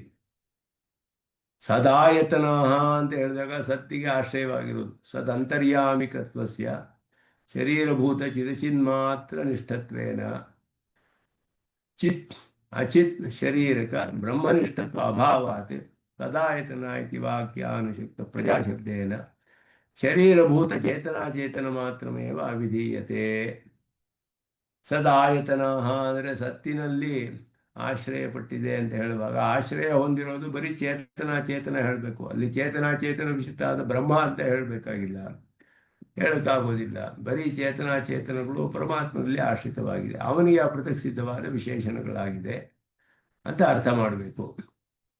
ಆದ್ದರಿಂದ ಸನ್ಮೂಲಾ ಸತ್ಪ್ರತಿಷ್ಠಾ ತೇ ಉಪಾದಾನತ್ವ ಪ್ರತಿಪಾದಕ ವಾಕ್ಯೆ ವಿಶಿಷ್ಟಸ್ಯೈವ ಉಪಾದಾನತ್ವಾತ್ ಸಚ್ಶಬ್ದಸ್ಯ ಸೂಕ್ಷ್ಮಚಿರ್ಚಿದ್ ವಿಶಿಷ್ಟಮೇವ ಉಚ್ಯತೆ. ಇದೆಲ್ಲ ವ್ಯಾಸಾರರು ಹೇಳೋದು, ಸುದರ್ಶನ ಸೂರಿಗಳು ವ್ಯಾಖ್ಯಾನ ಮಾಡ್ತಾರೆ ಭಾಷ್ಯದಲ್ಲಿ. ಆಯತನ ಶಬ್ದದಿಂದ ಆಶ್ರಯತ್ವ ಹೇಳಲ್ಪಟ್ಟಿದೆ, ಎಲ್ಲ ಸ್ಥಿತಿ ಹೇಳಿದೆ. ತನ್ಮೂಲಾಹ ಅನ್ನೋದ್ರಿಂದ ಸೃಷ್ಟಿ ಹೇಳಿದೆ. ಸತ್ಪ್ರತಿಷ್ಠಾಹ ಅನ್ನೋದ್ರಿಂದ ಲಯ ಹೇಳಿದೆ. ಸೃಷ್ಟಿ ಸ್ಥಿತಿ ಸಂಹಾರ ಎಲ್ಲಕ್ಕೂ ಅವನೇ ಕಾರಣ ಅನ್ನೋದು ಇಲ್ಲಿ ಸನ್ಮೂಲಾಹ ಸದಾಯತನಾಹ ಸತ್ಪ್ರತಿಷ್ಠಾಹ ಅನ್ನುವ ಶಬ್ದಗಳು ತಿಳಿಸುತ್ತೆ. ಇದೆಲ್ಲವೂ ಕೂಡ ಅದರಲ್ಲಿ ಯಾವುದು ವಿಶೇಷಣ ತಿಳಿಸುತ್ತೆ, ಯಾವುದು ವಿಶೇಷವನ್ನು ತಿಳಿಸುತ್ತೆ, ಯಾವುದು ವಿಶಿಷ್ಟವಾದ ಅರ್ಥವನ್ನು ತಗೊಳ್ಬೇಕು, ಇದೆಲ್ಲವನ್ನು ಕೂಡ ಇಲ್ಲಿ ವಿಚಾರ ಮಾಡ್ತಾ ಇದ್ದಾರೆ. ಇದು ಕೂಡ ಸ್ವಲ್ಪ ಇಲ್ಲಿ ವ್ಯಾಖ್ಯಾನ ಸ್ವಲ್ಪ ಬೇರೆ ವಿಸ್ತಾರವಾಗಿದೆ. ಆದರೆ ಇನ್ನು ಮುಂದೆ ಇದು ಸುದರ್ಶನ ಸೂರಿಗಳು ಸ್ವಲ್ಪ ವಿವರಿಸಿರುವಂತಹ ಸ್ವಲ್ಪ ಕ್ಲಿಷ್ಟವಾದ ಅರ್ಥ, ಭಾಷೆಕಾರರೇ ನೇರವಾಗಿ ತಿಳಿಸಿರೋ ಅರ್ಥವನ್ನೇ ಇಲ್ಲಿ ತಿಳಿಸ್ತಾರೆ ಮುಂದೆ. ಇದು ನಮಗೆ ಪ್ರಧಾನವಾಗಿ ಬೇಕಾಗಿದ್ದು. ಕೃಷ್ಣಸ್ಯ ಜಗತಃ ಬ್ರಹ್ಮಕಾರ್ಯತ್ವೇನ, ಇದು ಭಾಷೆಕಾರರೇ ಹೇಳಿರುವ ವಾಕ್ಯಗಳು ಶ್ರೀಭಾಷ್ಯದಲ್ಲಿ. ಅದಕ್ಕೆ ಸುದರ್ಶನ ಸೂರಿ ವ್ಯಾಖ್ಯಾನ ಆ ಭಾಗವನ್ನು ಇಲ್ಲಿ ಮಾತ್ರ ತೆಗಿತಾರೆ ಸ್ವಲ್ಪ. ಜಗತಃ ಬ್ರಹ್ಮಕಾರ್ಯತ್ವೇನ ತದಂತರ್ಯಾಮಿಕಯಾತ ತದಾತ್ಮಕತ್ವೇನ ಐಕ್ಯಾತ್ ತತ್ಪ್ರತ್ಯನೀಕನಾನಾತ್ವಂ ನಿಷಿಧ್ಯತೆ. ಮಹಾಸಿದ್ಧಾಂತ ಭಾಷ್ಯ ವ್ಯಾಖ್ಯಾನ ಅವಸರೆ. ನಾನಾತ್ವ ಅಂತ ಹೇಳಿದಾಗ ನೇಹ ನಾನಾಚ ನಾನಾಸ್ತಿ ಕಿಂಚನ ಅಂತ ಹೇಳಿದವಾಗ ನಾನಾತ್ವವನ್ನು ನಿಷೇಧ ಮಾಡಿದೆ. ಅನೇಕತ್ವ ಇಲ್ಲ, ನಾನಾ ಇಲ್ಲ, ಏಕವೇ ಅಂತ ಹೇಳುವಾಗ ಎಲ್ಲವೂ ಕೂಡ ಬ್ರಹ್ಮಾತ್ಮಕವೇ ಹೊರತು ಕೆಲವು ಬ್ರಹ್ಮಾತ್ಮಕ ಕೆಲವು ಅಬ್ರಹ್ಮಾತ್ಮಕ ಅನ್ನುವ ನಾನಾತ್ವ ಇಲ್ಲ. ಇದು ಬ್ರಹ್ಮಾತ್ಮಕ, ಅದು ಬ್ರಹ್ಮಾತ್ಮಕ, ಪ್ರಕೃತಿಯು ಬ್ರಹ್ಮಾತ್ಮಕ, ಆಕಾಶವು ಬ್ರಹ್ಮಾತ್ಮಕ, ಚೇತನರು ಬ್ರಹ್ಮಾತ್ಮಕ, ದೇವತೆಗಳು ಮನುಷ್ಯರು ತಿರಿಯಕ್ಕಾಗಲಿ ಜಾಪ್ಪಾಗಲಿ ತೇಜಸ್ಸಾಗಲಿ ಯಾವುದೇ ಆದರೂ ಎಲ್ಲವೂ ಬ್ರಹ್ಮಾತ್ಮಕವೇ. ಬ್ರಹ್ಮಾತ್ಮಕವಲ್ಲದ ಪದಾರ್ಥವೇ ಇಲ್ಲ ಇಲ್ಲಿ. ಆದ್ದರಿಂದ ಇಲ್ಲಿ ನಾನಾತ್ವ ನಿಷೇಧ ಮಾಡಿರುವುದು ಬ್ರಹ್ಮಾತ್ಮಕ್ಕಿಂತ ಬೇರೆಯಾದ ನಾನಾತ್ವ. ಆತ್ಮಕತ್ವೇನ ಐಕ್ಯಾತ್, ಎಲ್ಲವೂ ಆತ್ಮಕವಾಗಿರೋದ್ರಿಂದ ಪ್ರತ್ಯನೀಕ ನಾನಾತ್ವ, ಅದಕ್ಕೆ ವಿರುದ್ಧವಾದ ನಾನಾತ್ವವು ನಿಷೇಧಿಸಲ್ಪಟ್ಟಿದೆ. ಪರಮಾತ್ಮನನ್ನು ಅಂತರ್ಯಾಮಿಯಾಗಿ ಹೊಂದದ ಒಂದು ಪದಾರ್ಥವೇ ಇಲ್ಲ ಜಗತ್ತಿನಲ್ಲಿ. ಆದ್ದರಿಂದ ಬ್ರಹ್ಮಾತ್ಮಕವಾದದ್ದು ಕೆಲವು, ಪರಮಾತ್ಮಕವಲ್ಲದ್ದು ಕೆಲವು, ಈ ರೀತಿಯಾದ ನಾನಾತ್ಮವನ್ನೇ ನಿಷೇಧ ಮಾಡಿದೆ ಅಂತ ಹೇಳಿದ್ರೆ ಪರಸ್ಪರ ವಿರೋಧ ಬರಲ್ಲ ಎಲ್ಲಿಯೂ. ಎಲ್ಲವೂ ಕೂಡ ಯಾಕೆಂದರೆ ಇಲ್ಲಿ ಈ ಪ್ರಕರಣದಲ್ಲಿ ಐತದಾತ್ಮ್ಯಂ ಇದಂ ಸರ್ವಂ ಅಂತ ಸ್ಪಷ್ಟವಾಗಿ ಹೇಳಿದೆ. ಇದೆಲ್ಲವೂ ಇವನನ್ನು ಆತ್ಮನಾಗಿ ಹೊಂದಿದೆ. ಇದಂ ಸರ್ವಂ ಐತದಾತ್ಮ್ಯಂ ಅಂತ ಹೇಳಿದ್ರೆ ಇವನೇ ಆತ್ಮ ಎಲ್ಲಕ್ಕೂ. ತ್ವಮಸಿ, ನಿನಗೂ ಅವನೇ ಆತ್ಮ. ಸಾಮಾನ್ಯವಾಗಿ ಹೇಳಿದ್ದು ವಿಶೇಷವಾಗಿ ಶ್ವೇತಕೇತುಗೆ ಉಪದೇಶ ಮಾಡ್ತಾ ಇದ್ದಾರೆ. ಎಲ್ಲವೂ ಪರಮಾತ್ಮನ ಆತ್ಮ ಹೊಂದಿದೆಪ್ಪ, ನಿನಗೂ ಅವನೇ ಆತ್ಮನಾಗಿದ್ದಾನೆ, ನೀನು ಪರಮಾತ್ಮನ ಆತ್ಮನಾಗಿ ಹೊಂದಿದೆಯೇ ಅನ್ನೋದನ್ನು ಉಪದೇಶ ಮಾಡಿ ಅವನನ್ನು ನೀನು ಉಪಾಸನೆ ಮಾಡು ಅಂತ ಹೇಳಬೇಕು ಅವರು ಉದ್ದಾಲಕರು. ಆ ಒಂದು ವಿಷಯವನ್ನು ಹೇಳೋದಕ್ಕೆ ಐತದಾತ್ಮ್ಯಂ ಇದಂ ಸರ್ವಂ ತತ್ಸತ್ಯಂ ಅಂದರು. ಏತದಾತ್ಮಕತ್ವ ಅನ್ನೋದು ಸತ್ಯ, ಎಲ್ಲವೂ ಅವನ ಆತ್ಮ ಹೊಂದಿರೋದು. ತತ್ವಮಸಿ ಅಂತ ಹೇಳುವಾಗ ಸಹ ಆತ್ಮ, ಅವನೇ ಎಲ್ಲಕ್ಕೂ ಆತ್ಮನಾಗಿದ್ದಾನೆ. ತತ್ ತ್ವಮಸಿ, ಆ ಅರ್ಥವನ್ನೇ ಇಲ್ಲಿ ಹೇಳಿದ್ರೆ ವಿರೋಧ ಬರೋದಿಲ್ಲ. ಆಗ ಅದನ್ನೇ ಇಲ್ಲಿ ಹೇಳ್ತಿದ್ದಾರೆ. ಕೃಷ್ಣಸ್ಯ ಜಗತಃ ಇದಂ ಸರ್ವಂ ಅಂತ ಹೇಳಿ ಬ್ರಹ್ಮ ಕಾರ್ಯತ್ವೇನ, ಬ್ರಹ್ಮನ ಒಂದು ಕಾರ್ಯವಾದ್ದರಿಂದಲೇ, ಬ್ರಹ್ಮನಿಂದಲೇ ಸೃಷ್ಟಿಯಾಗಿರೋದ್ರಿಂದ ತದಂತರ್ಯಾಮಿಕತೆಯ ಚ, ಅವನೆಲ್ಲವನ್ನು ಅವನನ್ನು ಅಂತರ್ಯಾಮಿಯಾಗಿ ಹೊಂದಿರೋದ್ರಿಂದ ತದಾತ್ಮಕತ್ವೇನ ಐಕ್ಯಾತೆ, ಎಲ್ಲವೂ ಅವನನ್ನೇ ಆತ್ಮನಾಗಿ ಹೊಂದಿದೆ. ಇದೇ ಹೇಳ್ತಿರುವಾಗ ಐತದಾತ್ಮ್ಯಮಿದಂ ಸರ್ವಂ ತತ್ಸತ್ಯಂ ಸ ಆತ್ಮ ಅಂತಲೂ ಹೇಳಿದೆ, ಆತ್ಮ ಅಂತಲೂ ಹೇಳಿದೆ, ಅಂತರ್ಯಾಮಿ ಅಂತ ಹೇಳಿದೆ. ತತ್ಪ್ರತ್ಯನೀಕನಾನಾತ್ವಂ ನಿಷಿಧ್ಯತೆ ಈ ಮಹಾಸಿದ್ಧಾಂತ ಭಾಷ್ಯ ವ್ಯಾಖ್ಯಾನ ಅವಸರಿ. ಅದರ ವಾಕ್ಯದಲ್ಲಿ ವ್ಯಾಖ್ಯಾನ ಮಾಡುವಾಗ ಹೇಳ್ತಾರೆ, ಯಸ್ಯ ಬ್ರಹ್ಮಕಾರ್ಯತ್ವಂ ವಿಶಿಷ್ಟಸ್ಯ ನ ತಸ್ಯ ಅಂತರ್ಯಾಮಿಕತ್ವಂ, ಯಸ್ಯ ಬ್ರಹ್ಮ ಅಂತರ್ಯಾಮಿಕತ್ವಂ ವಿಶೇಷಣಸ್ಯ ನ ತಸ್ಯ ಬ್ರಹ್ಮ ಉಪಾದೇಯತ್ವಂ. ಇದು ಬಹಳ ಸ್ವಲ್ಪ ನಿಧಾನವಾಗಿ ನೋಡಬೇಕು. ಇದಕ್ಕೆ ವ್ಯಾಖ್ಯಾನ ಹೇಳುವಾಗ ಇದಕ್ಕೆ ಅರ್ಥಗಳು ಶಬ್ದಗಳಲ್ಲಿ ಹೇಳುವಾಗ ವಿಶೇಷಣ, ವಿಶೇಷ, ಅಂತರ್ಯಾಮಿ, ವಿಶಿಷ್ಟ ಪದಾರ್ಥ, ಇದೆಲ್ಲ ಸ್ವಲ್ಪ ವಿಶೇಷಣನಿಷ್ಠವೇ, ವಿಶಿಷ್ಟನಿಷ್ಠವೇ, ವಿಶೇಷನಿಷ್ಠವೇ, ಇದೆಲ್ಲ ಸ್ವಲ್ಪ ಕನ್ಫ್ಯೂಸ್ ಆಗೋ ಹಾಗಿದೆ. ಇದನ್ನು ಸ್ವಲ್ಪ ನಿಧಾನವಾಗಿ ನೋಡಬೇಕು. ಇದಕ್ಕೆ ಈ ಭಾಗ ತುಂಬ ಮುಖ್ಯವಾದ ಭಾಗ. ಇದು ಭಾಷ್ಯಕಾರರು ಮಾಡಿರುವ ವ್ಯಾಖ್ಯಾನಕ್ಕೆ ಸುದರ್ಶನ ಸೂರಿಗಳು ಇಲ್ಲಿ ವ್ಯಾಖ್ಯಾನ ಮಾಡಿ ತಿಳಿಸ್ತಾರೆ ಸ್ಪಷ್ಟವಾಗಿ. ಇದನ್ನು ಇನ್ನೂ ಅನೇಕ ಕಡೆ ಮುಂಡಕೋಪನಿಷತ್ತಲ್ಲಿ ಆರಂಭದಲ್ಲಿ ಹೇಳಿದ್ದಾರೆ ಸುದರ್ಶನ ಸೂರಿಗಳು ಬಹಳ ವಿಸ್ತಾರವಾಗಿ. ಅದೇ ರೀತಿಯಲ್ಲಿ ಬೇರೆ ಕಡೆಯಲ್ಲೂ ಕೂಡ ವಿಸ್ತಾರವಾಗಿ ಮಾಡಿದ್ದಾರೆ. ಅದರಿಂದ ಈ ಭಾಗವನ್ನು ಸ್ವಲ್ಪ ನಿಧಾನವಾಗಿ ಮುಂದೆ ನೋಡೋಣ ಹೇಳಿ. ಈ ಖಂಡ ಬಹಳ ಮುಖ್ಯವಾದದ್ದು. ಈ ವಾಕ್ಯವೇ ಮುಂದಿನ ಎಲ್ಲ ಖಂಡಗಳಲ್ಲಿಯೂ ರಿಪೀಟ್ ಆಗುತ್ತೆ. ಐತದಾತ್ಮ್ಯದಂ ಸರ್ವಂ ಐತದಾತ್ಮ್ಯವಿದಂ ಸನ್ಮೂಲಾಹ ಸೌಮ್ಯ, ಎಲ್ಲ ಕಡೆ ಮುಂದಿನ ಎಲ್ಲ 9 ಖಂಡಗಳಲ್ಲಿಯೂ ರಿಪೀಟ್ ಆಗುತ್ತೆ. ಇದು ಹೀಗೆ ಒಂದೊಂದಕ್ಕೂ ಒಂದು ಉದಾಹರಣೆ ಕೊಟ್ಟು ಎಲ್ಲವೂ ಇವನೇ ಕಾರಣ, ಇವನೇ ಕಾರಣ, ಇವನೇ ಕಾರಣ ಅಂತ ಹೇಳುವಂತಹದ್ದು. ಇದಕ್ಕೂ ಅಂತರ್ಯಾಮಿ ಪರಮಾತ್ಮ 9 ಸತಿ ಹೇಳ್ತಾರೆ ಅದನ್ನು, ತತ್ವಮಸಿ. ಆ ವಿಷಯವನ್ನೇ ಇಲ್ಲಿ ಮುಂದೆ ತುಂಬ ವಿಸ್ತಾರವಾಗಿ ವಿಚಾರ ಮಾಡ್ತಾರೆ. ಅದರಲ್ಲಿ ಮುಖ್ಯವಾದ ಭಾಗ ತೆಗೆದುಕೊಂಡು ನಾವು ಸ್ವಲ್ಪ ಅಧ್ಯಯನ ಮಾಡಿದ್ರೆ ಸ್ಪಷ್ಟವಾಗಿ ಎಷ್ಟು ಕ್ಲಿಷ್ಟವಾದದ್ದು, ಹೇಗೆ ಅರ್ಥ ಮಾಡಿದ್ದಾರೆ ಭಾಷಿಕಾರರು ವಿರೋಧವಿಲ್ಲದಂತೆ ಅನ್ನೋದನ್ನು ನೋಡಬಹುದು. ಮುಂದುವರಿಸೋಣ ಅಂತ ಹೇಳಿ ಇಲ್ಲಿಗೆ ನಮಸ್ಕಾರಗಳನ್ನು ತಿಳಿಸ್ಕೊಳ್ತೇನೆ. ಇಲ್ಲಿಗೆ ಮಾಪ್ಯಾಯಂತು ಮಮಾಂಗಾನಿ ವಾ ಪ್ರಾಣಶ್ಚಕ್ಷುಶ್ರೋತ್ರಮಥೋ ಬಲಮಿಂದ್ರಿಯಾಣಿ ಚ ಸರ್ವಾಣಿ ಸರ್ವಂ ಬ್ರಹ್ಮೋಪನಿಷದಂ ಮಾಹಂ ಬ್ರಹ್ಮ ನಿರಾಕುರ್ಯಾಂ ಮಾ ಬ್ರಹ್ಮ ನಿರಾಕರೋತ್ ಅನಿರಾಕರಣಮಸ್ತು ಅನಿರಾಕರಣಂ ಮೇ ಅಸ್ತು. ತದಾತ್ಮನಿ ನಿರತೆ ಉಪನಿಷತ್ಸು ಧರ್ಮಾಃ ತೇ ಮಯಿ ಸಂತು ಶಾಂತಿ ಶಾಂತಿ ಶಾಂತಿ. ಯಜ್ಞಮಚ್ಯುತಪದಾಂಬುಜಯುಗ್ಮೋಹತ ಸರಿತಿರಾಣಿ ಪುನಾಯ ಮೇನೆ ಅಸ್ಮದ್ಗುರೋ ಭಗವತ್ ವೇದ ಸಿಂಧೋ ರಾಮಾನುಜ ಚರಣೋ